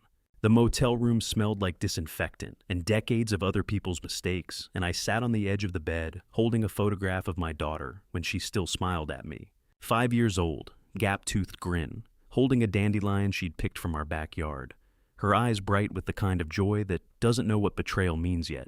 I'd kept this photo in my wallet for 27 years. Through deployments, through her mother's death, through every moment when I needed to remember why protecting people mattered. Now I was looking at it one last time, before I helped send her to federal prison. My phone buzzed. Encrypted line. I answered. But Border Patrol Special Forces confirmed, Rufus said without preamble. Quarry perimeter 10 a.m. You'll have 2 minutes alone before we move. 2 minutes, 120 seconds to either survive or die before federal cavalry arrived. 2 minutes is all I need, I said. Just get Xander out alive when it goes loud. Roger that. Extraction team will prioritize him. We'll have him secured before Padilla's people know what's happening. Rufus paused. And Lester, don't try to save her. She made her choice. I looked at the photograph in my hand. 5-year-old Vivica, who'd believed her father could fix anything. I know, I said. EMP device ready. I touched my jacket pocket, thumb-sized cylinder positioned over my heart. Ready. Itty fake chip. I touched the Leica around my neck. Installed. Looks identical to the real one. Weapon, his hip holster, loaded, safety on. Good. Remember when we move in, get flat on the ground immediately. Identify yourself as federal asset, hands visible. My team knows you're friendly, but in the chaos, someone might not get the memo. Understood. Lester. Rufus's voice softened slightly. I'm sorry it came to this. So am I. I hung up and put the photograph back in my wallet, closed it, put it in my pocket where I wouldn't see it again until this was over. The photograph of 5-year-old Vivica smiling at the camera was lighter than a bullet, but heavier than any weapon I'd ever carried. I didn't sleep. Couldn't. Just sat on the edge of that motel bed running through tactical scenarios until 4 a.m. when I finally got up. The quarry was exactly where I'd told Padilla it would be. 40 miles west of El Paso, accessible only by a single dirt road that wound through desert scrubland before opening into a natural amphitheater carved from red rock. Sheer cliffs on 3 sides, maybe 200 meters high. Single entrance, perfect kill box if you were the one with high ground. Today, federal snipers would own that high ground. I arrived at 9:45 a.m. Dwight Padilla was already there with his convoy, 3 large SUVs, and the RV we'd driven across 4 states. 8 armed mercenaries positioned around the perimeter with military precision. They'd taken the high ground positions, or thought they had. They didn't know Border Patrol Special Forces had been in position since 4 a.m. invisible in camouflage, watching everything through high-powered scopes. Vivica stood beside Padilla near the center of the quarry floor. She wore sunglasses despite the early hour, watching me, analyzing, calculating odds the way she'd calculated everything else in this operation. Xander stood 20 meters away, flanked by 2 of Padilla's men. He caught my eye. I gave him the smallest nod. Hang on. Almost over. I parked and climbed out. The Leica hung around my neck heavy with the weight of a fake chip that would expose everyone who touched it. The desert wind cut through the quarry with a sound like breathing, and dust rose in slow spirals around Padilla's boots. "A smart choice picking open ground, old man," Padilla said. "Nowhere to hide if you're planning tricks." "He's not planning tricks, Dwight," Vivica said. "He's too sentimental. Look, he brought the camera, still playing photographer." She smiled at me. Same smile from the photograph. Different person behind it. "I always finish what I start," I said. "You taught me that, Vivica." Her smile widened. She thought I meant I'd finish the delivery, complete the mission she'd designed. I meant I'd finish protecting my family, even from her. Padilla gestured, and his 8 men closed in, forming a loose circle around me. Weapons visible, but not yet aimed. Professional intimidation. "It's the chip," Padilla said. "Hand it over. My technical team will verify authenticity, funds will transfer, and we're done here." I checked my watch. 9:52 a.m. 8 minutes until federal forces moved in. 6 minutes until things went loud. I needed to stall. "Verification takes time," I said. "You brought your equipment." "In the vehicle," Padilla said. "But first the camera." "After verification," I countered. "That was the deal. You verify the chip is genuine, then I hand over the camera, not before." Padilla's expression hardened. "You're in no position to negotiate. Then you're in no position to verify what you're buying," I said. "Could be a fake, could be a dummy chip, could be anything. You want to trust a man you just threatened? Padilla considered this. His hand moved toward his hip. 9:54 a.m. 6 minutes. "Dad," Vivica said, voice carrying warning. "Don't make this difficult. Just give him the camera." "I'm not making anything difficult," I said. "I'm making sure everyone gets what they paid for. Isn't that good business?" Padilla stared at me. Then he gestured to one of his men. "Bring the verification equipment." 9:56 a.m. 4 minutes. The mercenary jogged to one of the SUVs and returned with a metal case. Padilla opened it, revealing computer equipment, portable analyzer cables, diagnostic software. "At the camera," he said, extending his hand. 9:58 a.m. Padilla raised his hand, and 8 mercenaries leveled their weapons at me. Vivica stood beside him, checking her watch. 9:58 a.m. 2 minutes. I just needed 2 more minutes. 2 minutes? I could survive 2 minutes. But first I needed to make sure they spent those 2 minutes fighting each other instead of shooting me. I reached into my jacket pocket and pulled out the recording device, holding it up where everyone could see it in the morning sun. The small black cylinder looked like nothing. A piece of consumer electronics. Maybe a USB drive. Something insignificant. Padilla's eyes narrowed. "What is that?" "In evidence," I said. "Something I think you should hear before we proceed." I pressed play. Vivica's voice rang out across the quarry, crystal clear in the desert morning. Her late-night phone call from days ago, recorded by the device I'd planted under the RV dining table. "The old man is holding the device. Let him confront Padilla's men. When they exchange gunfire, I'll take the opportunity to grab the chip and escape." Vivica's face went white.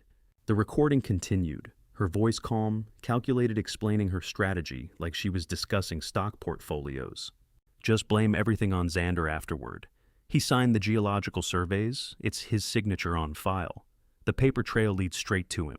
Transfer the $40 million to my private account as soon as verification is complete." Silence in the quarry. Even the wind seemed to stop. Padilla turned slowly to look at Vivica. His expression shifted from confusion to understanding to rage. "You were planning to double-cross me." His voice was quiet, dangerous. "After everything we agreed." Vivica recovered quickly. Her training kicked in. Damage control. "That recording is out of context. He edited it. You know how surveillance works." "I know how betrayal works," Padilla cut her off. "And I just heard you planning mine in your own voice." The 8 mercenaries shifted positions, uncertain. Their weapons stayed ready, but their eyes moved between Padilla and Vivica, waiting to see whose orders to follow. I stopped the playback and pocketed the device. Let the silence work for me. Xander stood 20 meters away, staring at Vivica. His face showed everything he couldn't put into words. Years of blackmail, months of terror, weeks of helpless compliance as she'd controlled every aspect of his life. And now, proof that she'd always planned to let him take the fall for everything. Xander looked at his wife the way soldiers look at friendly fire betrayal from the one place you never prepared defenses. "Vivica," Padilla said, his voice ice cold. Explain? It's a fake, she tried. He must have... I recognize your voice, Padilla interrupted. I recognize the background noise from your apartment. I recognize the phone you use. Don't insult my intelligence. Vivica's expression hardened. The pretense dropped. She stood straighter, dropping the damaged, innocent act. You think I'm stupid, she said. You're a criminal, Dwight. Criminals don't honor deals when they can take everything. I needed an exit strategy. That's just good business. Young good business, Padilla repeated. You were going to let your father die, steal from me, and disappear with everything. Yes, Vivica said simply, because you would have done the same to me if you'd thought of it first. Padilla's jaw clenched. You think I wouldn't find out? You think I wouldn't have people tracking that money the second it moved? Your money, Vivica's voice rose. I'm the one who delivered the asset. I'm the one who spent 18 months planning this operation. I'm the one who brought you the chip. You were just the buyer, just another rich man with cash who thinks that makes him important. The mercenaries' weapons shifted no longer, pointing at me. They swung between Padilla and Vivica, confused, waiting for clear direction that wasn't coming. Lower your weapons, Padilla ordered. They didn't move, caught between two employers, both claiming authority. I said lower your weapons, Padilla shouted. Vivica took a step back, her hand moving toward her own concealed weapon. Don't, Padilla warned. I stood perfectly still in the center of the quarry, watching my daughter and her criminal partner turn on each other exactly as I'd planned. Neither of them was looking at me anymore. Neither was thinking about the chip or the fake evidence or the federal trap closing around them. They were too busy destroying each other. When your enemies fight each other, I said quietly, the winning move is to wait. Neither of them heard me. They were too focused on mutual destruction. You think you're clever, Padilla said, stepping toward Vivica. You think you played me. But I've been in this business 30 years. I've survived people smarter than you. Then you should have seen this coming, Vivica shot back. I told you what you wanted to hear, played the role you expected, let you think you were in control. Classic manipulation. I learned it from watching you. You learned nothing, Padilla snarled, except how to destroy your own family for money you'll never spend. My family destroyed itself long before I weaponized it, Vivica said. I just recognized the opportunity. The desert wind carried their shouting voices up the quarry cliffs and sent them echoing back down, accusations multiplying in the stone. Padilla's hand moved toward his holster. Vivica stepped back, her own weapon half drawn. The mercenaries' rifles swung between targets, confused, waiting for orders that contradicted each other. I checked my watch. 10 a.m. Exactly. And I heard the sound I'd been waiting for, helicopter rotors cutting through desert air. I checked my watch. 10 a.m. Exactly. Time to end this. I walked forward 3 steps, the Leica M6 steady in my hands. Padilla's pistol tracked me. Vivica's weapon half-drawn, 8 mercenaries, with rifles covering every angle. The helicopters thundered closer. Here, I said, extending the camera toward Padilla. You won. Take your 40 million. Padilla's eyes went wide. He holstered his weapon and grabbed the Leica with both hands, cradling it like a newborn. Vivica stepped back, confused, weapon lowering. The memory card. Padilla breathed. His fingers found the card cover on the camera's base. Inside. Press it, I said. He reached for the base of the camera. The moment his fingers made contact with the bottom plate, I pressed the remote trigger in my jacket pocket. The EMP discharged with a sound like tearing silk. No explosion, no flash, just a pulse that rippled outward at the speed of light. Within 500 meters, every electronic device died instantly.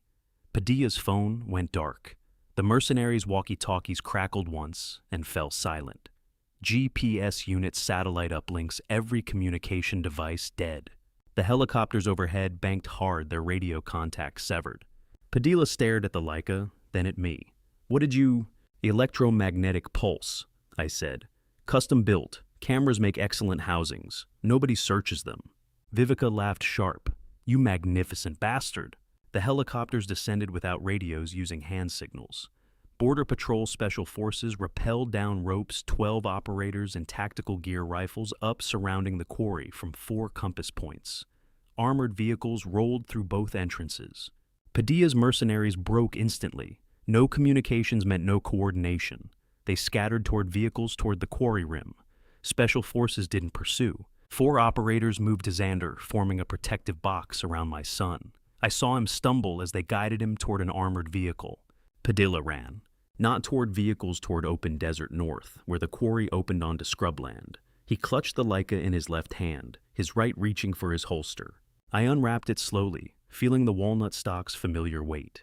Pre-64 action smoothest bolt ever made. Scope mounted in 1987, zeroed at 200 yards. Padilla ran hard 30 yards out, 40-50. The operators held position watching. One team leader gave me a single nod. Permission? I chambered around. The bolt slid like silk. Padilla hit 70 yards. Through the scope, I saw sweat pouring down his neck, the Leica swinging. 80 yards. He was fast for 52. I led him by 6 inches, accounting for speed wind, the slight downward angle. My finger found the trigger. At exactly 104 yards, I fired. The recoil punched my shoulder. Through the scope, I watched Padilla's right leg buckle as the .308 round took him in the thigh exactly where I'd aimed. He went down hard, tumbling twice. The Leica flew from his hand. I lowered the rifle, worked the bolt to eject the spent casing, caught it, hot brass against my palm. Then I brought the barrel to my lips and blew across the crown, clearing the smoke. Theatrical maybe, but I'd waited 40 years for that shot. Operators moved toward Padilla, weapons ready. 2 medics followed with a stretcher. They'd stabilize him, stop the bleeding. He'd live to stand trial. I turned back. Vivica stood exactly where I'd left her weapon, holstered, hands loose. She was smiling, not predatory, something else, something that made my stomach tighten. "A beautiful shot," she called across 30 yards. "Just like you taught me?" 4 operators approached from behind, weapons raised. "Vivica Madden, you're under arrest for 18 counts, I know," she said, never breaking eye contact with me. She raised her hands slowly as they moved in. "Lester, darling, you should ask yourself one question." They zip-tied her wrists, began reading her rights. "What question?" I said. "Like, why did I let you win?" The operators led her toward an armored vehicle. She walked calmly, no resistance, still smiling. Past the vehicle where they were loading Xander, my son safe, unharmed. Past where Padilla's mercenaries had stood. Past the perimeter of dead electronics. She turned once just before they helped her into the vehicle. "The memory card in that camera," she called. "Ask yourself whose account it's really programmed to access." Then she was inside, door-closing vehicle, rolling toward the exit. I stood there, Winchester in hand, watching federal agents swarm the quarry, watching them load Padilla onto a medical helicopter, watching them treat me like a cooperating witness, a man who just helped them close 18 federal cases. But my hands were shaking. The memory card, $40 million, programmed to transfer on first insertion. I'd told Padilla it would access his numbered account. I'd told the FBI it would transfer to federal seizure. Whose account had Vivica actually programmed it to hit? An operator approached young professional.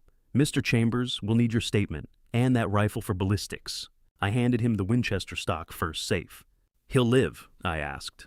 "Clean through and through, miss the bone. He'll stand trial." The operator paused. "Hell of a shot." I had time to aim.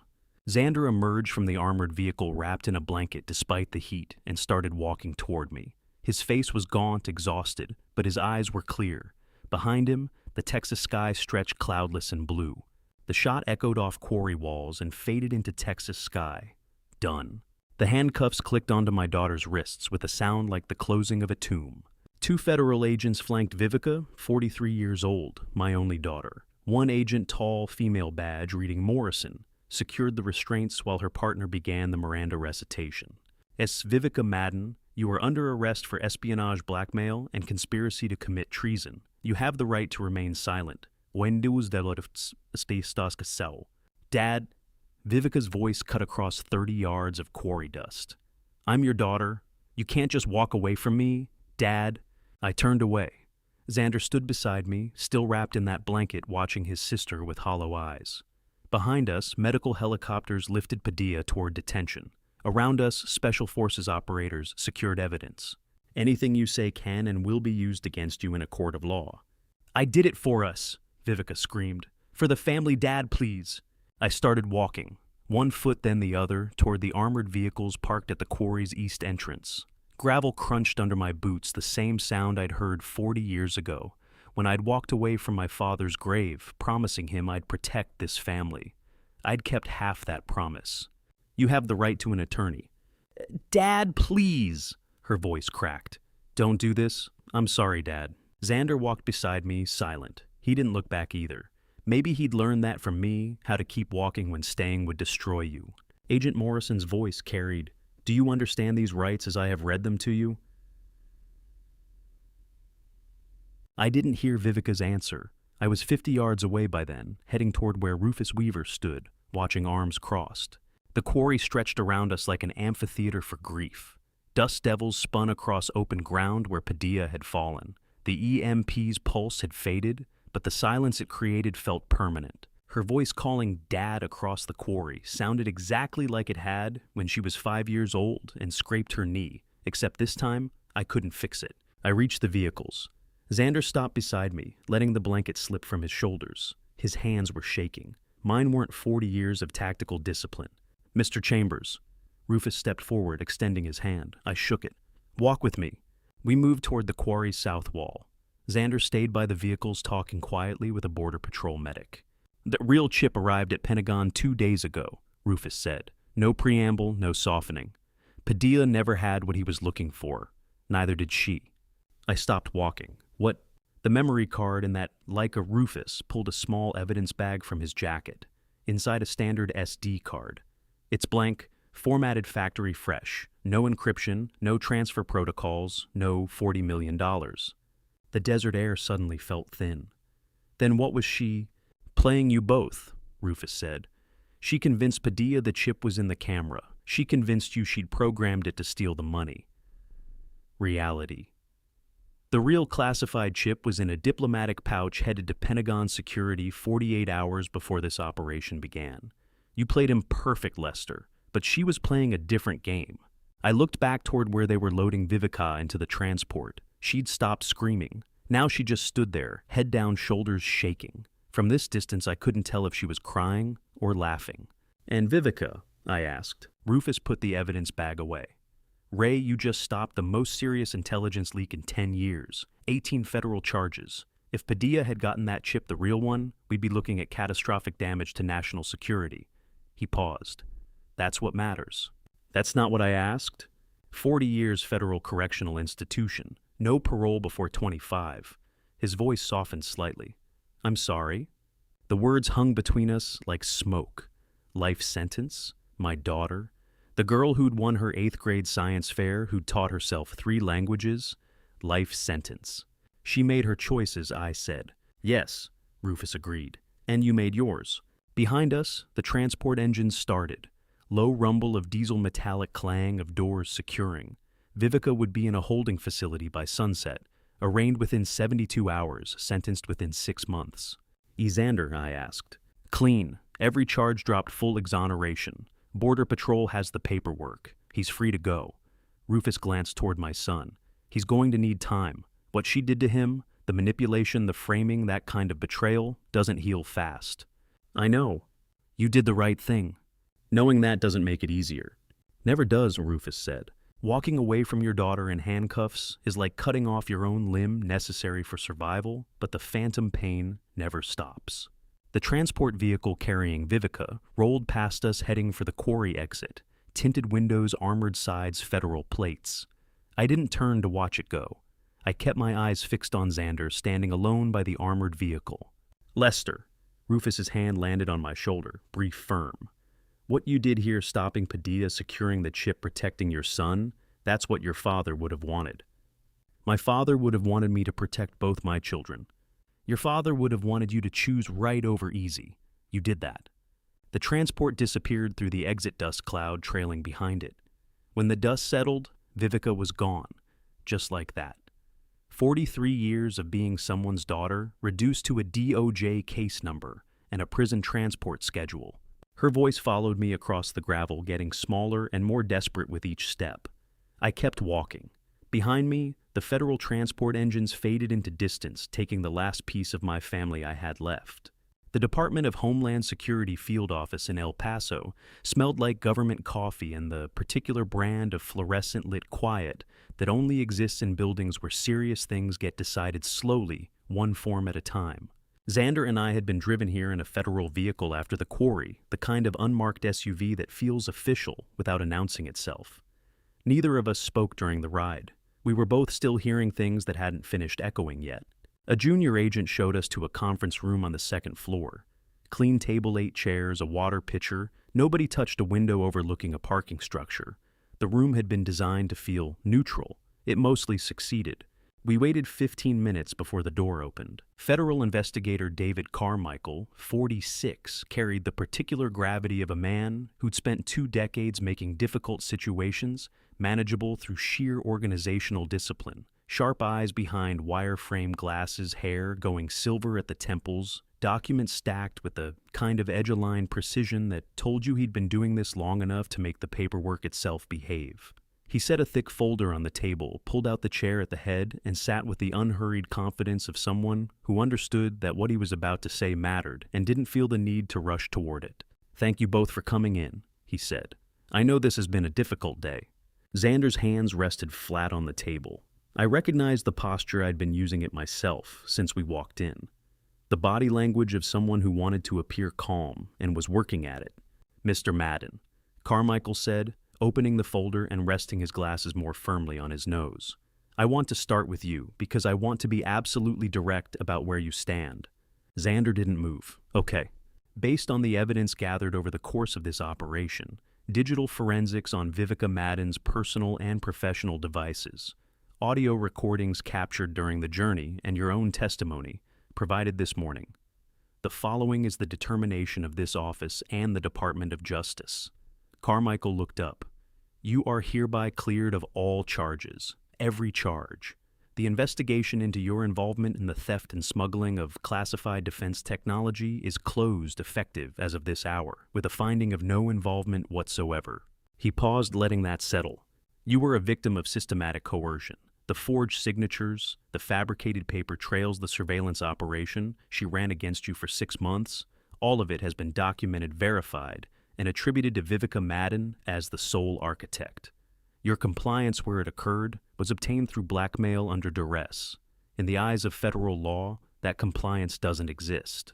Xander's shoulders dropped in a single controlled exhale, 6 months of held breath finding its way out. "The forged signatures," I said. "Every document with his name on it.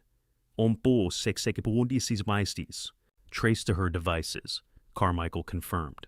"We found the originals she copied. Employment contract from 2021, mortgage documents from 2020, a legal waiver from his engineering firm.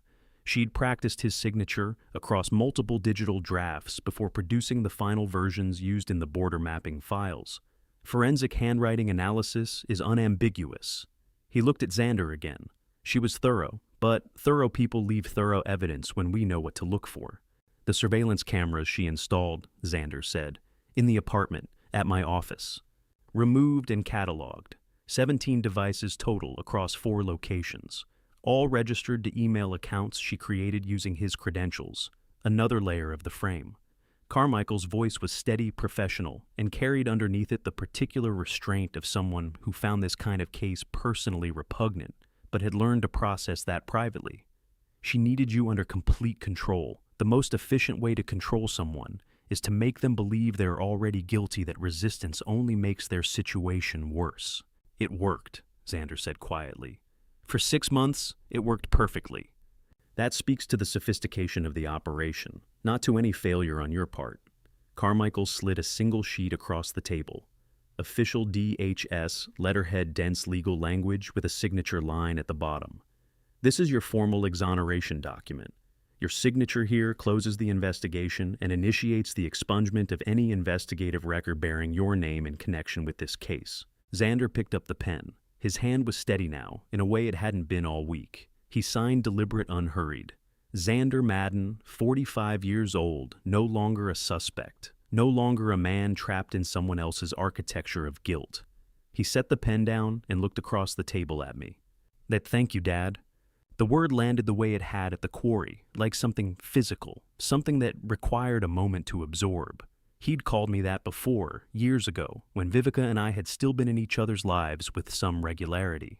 Then the distance had grown fed by absence on my side and careful poison on hers, and the word had disappeared. Hearing it again in a federal conference room in El Paso felt like recovering something I hadn't let myself admit I'd lost. "You're the one who survived it," I said. "We both did. He held my gaze for a moment, then looked back at the table. What happens next for you? That same thing that always happened, I said.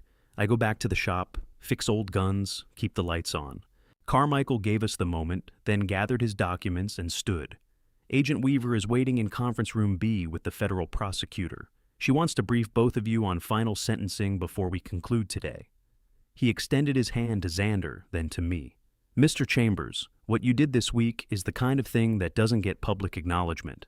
I want to say it here in this room. On the record, you conducted yourself with the discipline and judgment of someone who understood exactly what was at stake and didn't let it break him. This office owes you a debt it can't fully repay. I shook his hand. Just get them sentenced. That's already underway. Conference room B was smaller. A working room, not a presentation room. Rufus stood by the window with his arms crossed, watching us come in with the particular expression of a man who's been managing something large for days and is only now allowing himself to exhale slightly. Federal prosecutor Elena Martinez, 53, sat at the table with 3 thick folders arranged with surgical precision. Silver-streaked hair, sharp eyes, 30 years of Department of Justice service visible in the way she held the room without trying to. Mr. Chambers, Mr. Madden, she gestured to chairs. Please. We sat.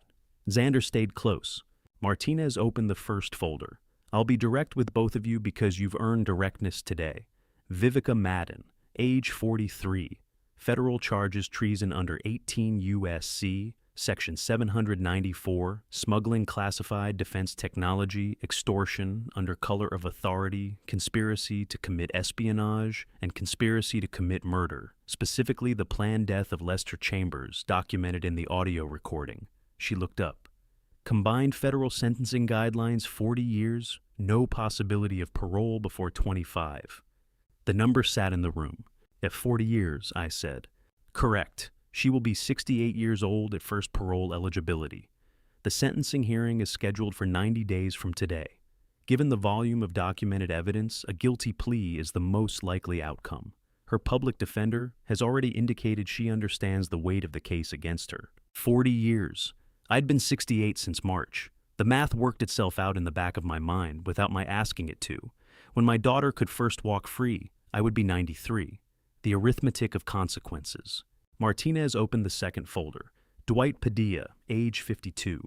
Charges include everything in your daughter's case, plus commanding a criminal network involved in technology, smuggling across 12 countries, conspiracy to traffic classified military intelligence to foreign state actors, and 3 outstanding warrants from prior investigations he'd successfully evaded for 8 years. She turned a page. The network dismantlement operation that ran parallel to yours over the past 48 hours resulted in 63 arrests across 12 countries. His buyers, his intermediaries, his entire distribution chain. It's the largest single counterintelligence operation closure this office has been part of in over a decade. She closed the second folder. Padilla is expected to receive life without parole. He will not stand in open court again. Rufus spoke from the window. The EMP bought us the coordination window we needed. When his network went dark simultaneously, nobody could warn anyone. Nobody ran. We took them all. He looked at me. That was your play, Lester. You built the trap. She helped, I said. Rufus almost smiled. She did. Xander leaned forward slightly.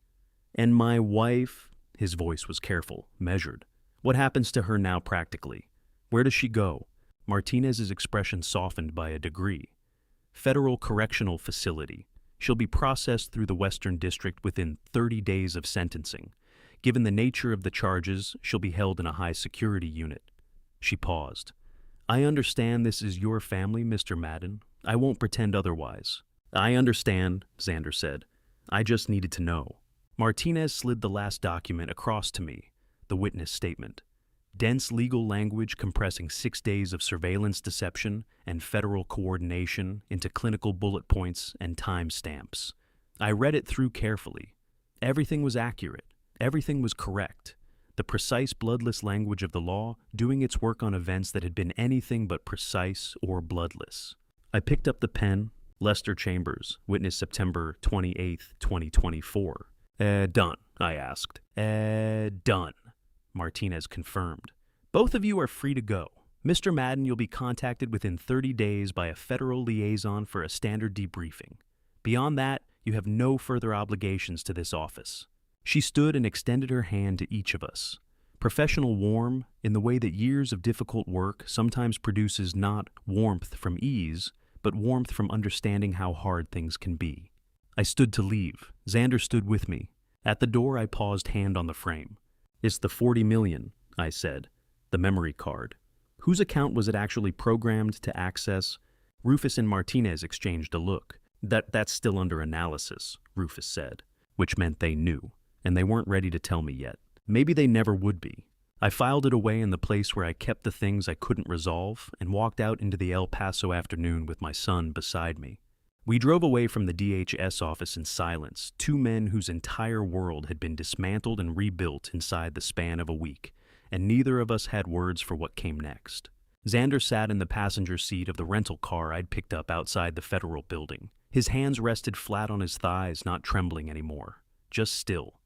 The particular stillness of someone who's been running so long that stopping feels dangerous, like the body doesn't trust the ground yet. "Where do you want to go?" I asked. He looked out the window at El Paso traffic. Afternoon sun turned everything gold and harsh. "Anywhere that isn't here." I drove west out of the city, away from the federal buildings and the processing centers and the fluorescent-lit rooms that smelled like government coffee and paperwork. The highway opened up into the flat expanse of West Texas scrubland and sky in every direction. Mountains faint on the horizon, nothing to interrupt the distance for 50 miles at a stretch. "There's a campground outside Marfa," I said. "Quiet, no cell service worth mentioning." Xander almost smiled. "Sounds right." We stopped there as the sun dropped low, the sky turning from blue to the deep orange and violet that West Texas does better than anywhere else I've been. I set up 2 folding chairs outside the RV, while Xander built a small fire in the ring. Neither of us spoke much. We just moved around each other the way people do when they've been through something too large for immediate conversation, and they understand without saying it that silence is the right first language. By the time the stars came out and out here, they came out like a full accounting of everything the city blocks. We had beers in hand and the fire was low and comfortable. "She told me you'd checked out," Xander said finally. His voice was quiet, aimed at the fire.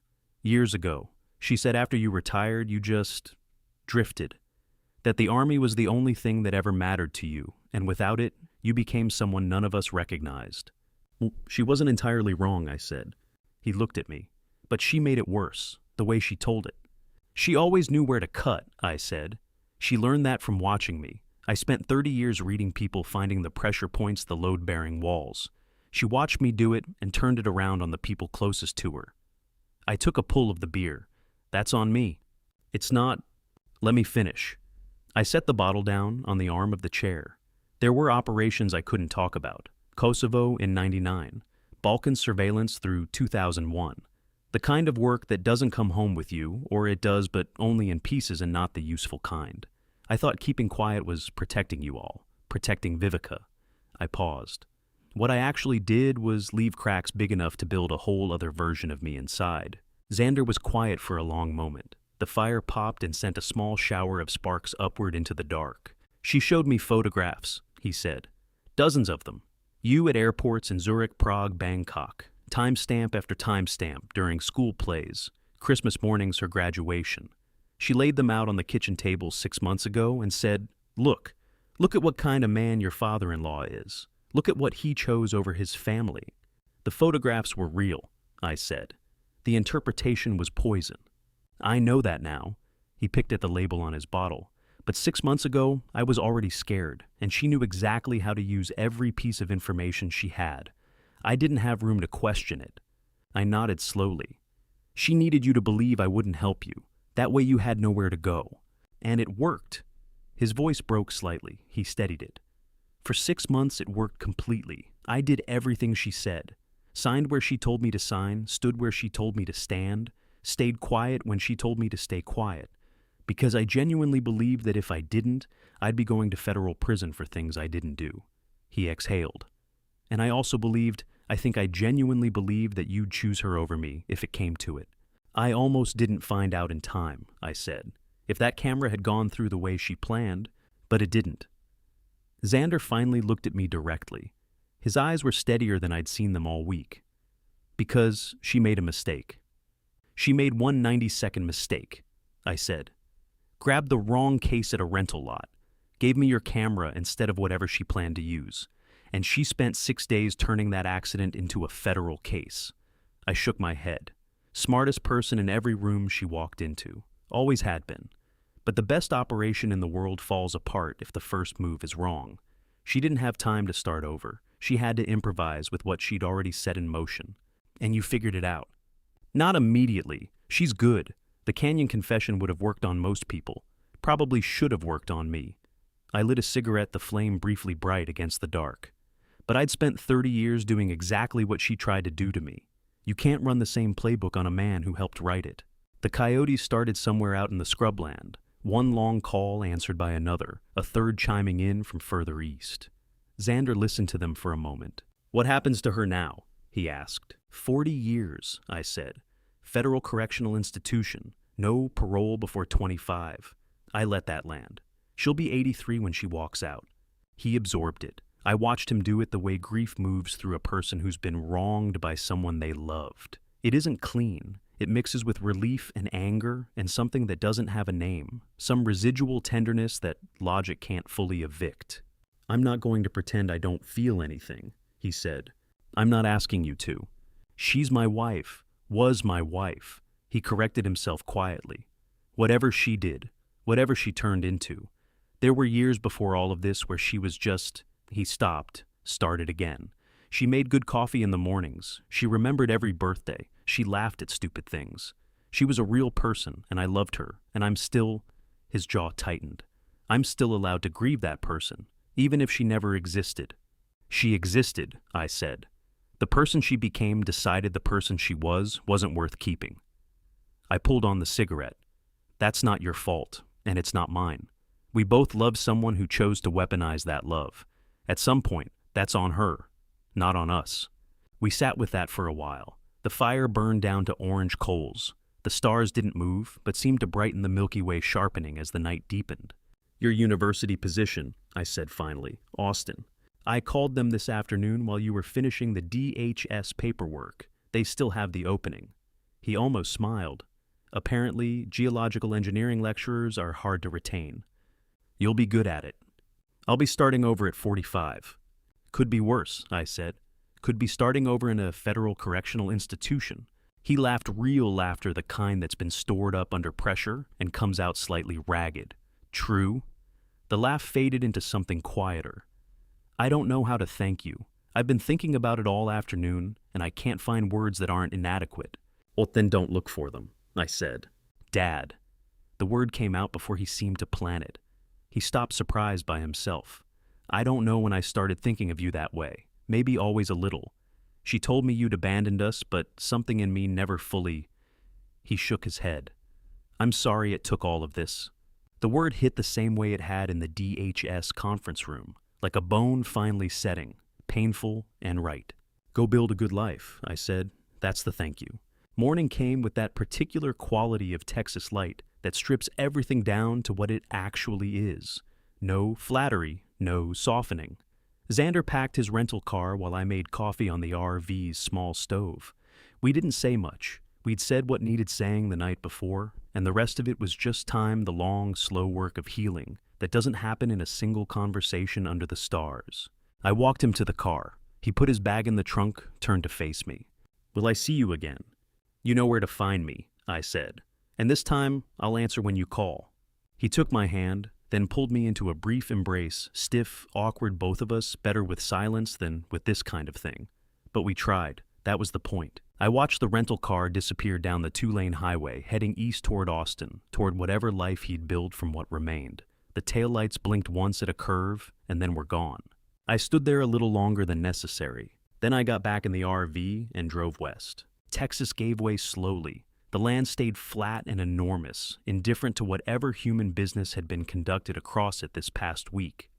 I drove through the morning and into the afternoon, no particular urgency, no schedule. Las Vegas would be there when I arrived. By evening, I reached the hilltop overlook, where we'd camped what felt like a lifetime ago. The same endless expanse of scrubland and dust, the same mountains on the horizon, dissolving into sunset. I pulled over and cut the engine, and sat there for a moment, just listening to the RV tick as it cooled. I climbed out and lit a cigarette and watched the sun go down. The smoke curled up into cooling air, the same way it always had at every hilltop I'd ever stood on, watching things end. I'd spent 30 years in places where endings were violent and permanent, and I'd learned somewhere in all of that to be still at the close of things, to not run from the quiet that follows. Vivica had learned surveillance from me, pattern recognition, the patience to gather information before acting, the discipline to maintain a cover story under pressure. She'd watched me for 43 years and absorbed every lesson I never sat down to teach her because I was never home long enough to teach her anything directly. She got it all secondhand through walls and half-heard conversations and the evidence I'd left behind in the form of my absence. She thought she'd learned everything. The one thing I'd never told her, never put into words, not even to myself until this week, was the principle that had saved my life more times than any weapon or tactical position. The best trap is the one the enemy walks into willingly. She thought she'd played me, turned me into a courier, a human shield, an unwitting instrument of her operation. She thought my love for Xander was the lever she could use to trigger the EMP, pull the federal forces down, on Padilla eliminate her competition. She thought she was the architect of the whole thing, and I was the mechanism. But the chip had been at the Pentagon for 2 days before she ever walked into that quarry. Every call she made I'd heard. Every route she planned Rufus had analyzed. Every lie she told in that canyon I'd cataloged and cross-referenced against the evidence I was already building. She walked into that quarry believing she was in control of the stage, the actors, the final scene. She didn't know she was walking into mine. I dropped the cigarette and ground it out under my boot. The sun was fully down now, just a red memory along the western edge of the desert. Somewhere in a federal correctional institution, my daughter was finishing the first day of a sentence that would end when she was 83. Somewhere in Austin, a man I'd almost failed was beginning a life free from the machinery that had been crushing him. Somewhere in 12 countries, 63 people were learning what happens when the network you depend on goes silent all at once. And I was standing on a hill in West Texas, 68 years old, watching darkness settle over the desert. She thought she'd learned everything I knew. She forgot that the man who taught her patience was still alive, and still watching. I climbed back into the RV. The road west stretched ahead, swallowed by the dark, the headlights cutting a narrow corridor through all that emptiness. I drove toward it. For the first time in 6 days, I wasn't counting anything. Wasn't running scenarios, reading faces, calculating distances, tracking threats. I was just a 68-year-old man driving through the desert at night, heading home to a gun shop that would be waiting for me in the morning, exactly where I'd left it. It was enough. It was more than enough. And to you listening to my story, remember this, sometimes the hardest victories are the ones fought within your own family. For 45 years, I thought silence would protect my children. I thought distance would keep them safe. I was wrong. That silence created the cracks Vivica learned to exploit. She turned my training against our family because I never explained why I built those walls. Don't make my mistake. The people you love need to understand your choices, not just live with them. What I learned is this: when you're a dad facing family betrayal, revenge isn't about anger, it's about protecting what's left. Real dad-family revenge means thinking 3 steps ahead, staying calm when everyone expects you to break, and knowing when to let justice take its course. I believe God put me through this test to teach me that sometimes love means making the choice no parent should ever face. Vivica walked into my trap because she forgot patience.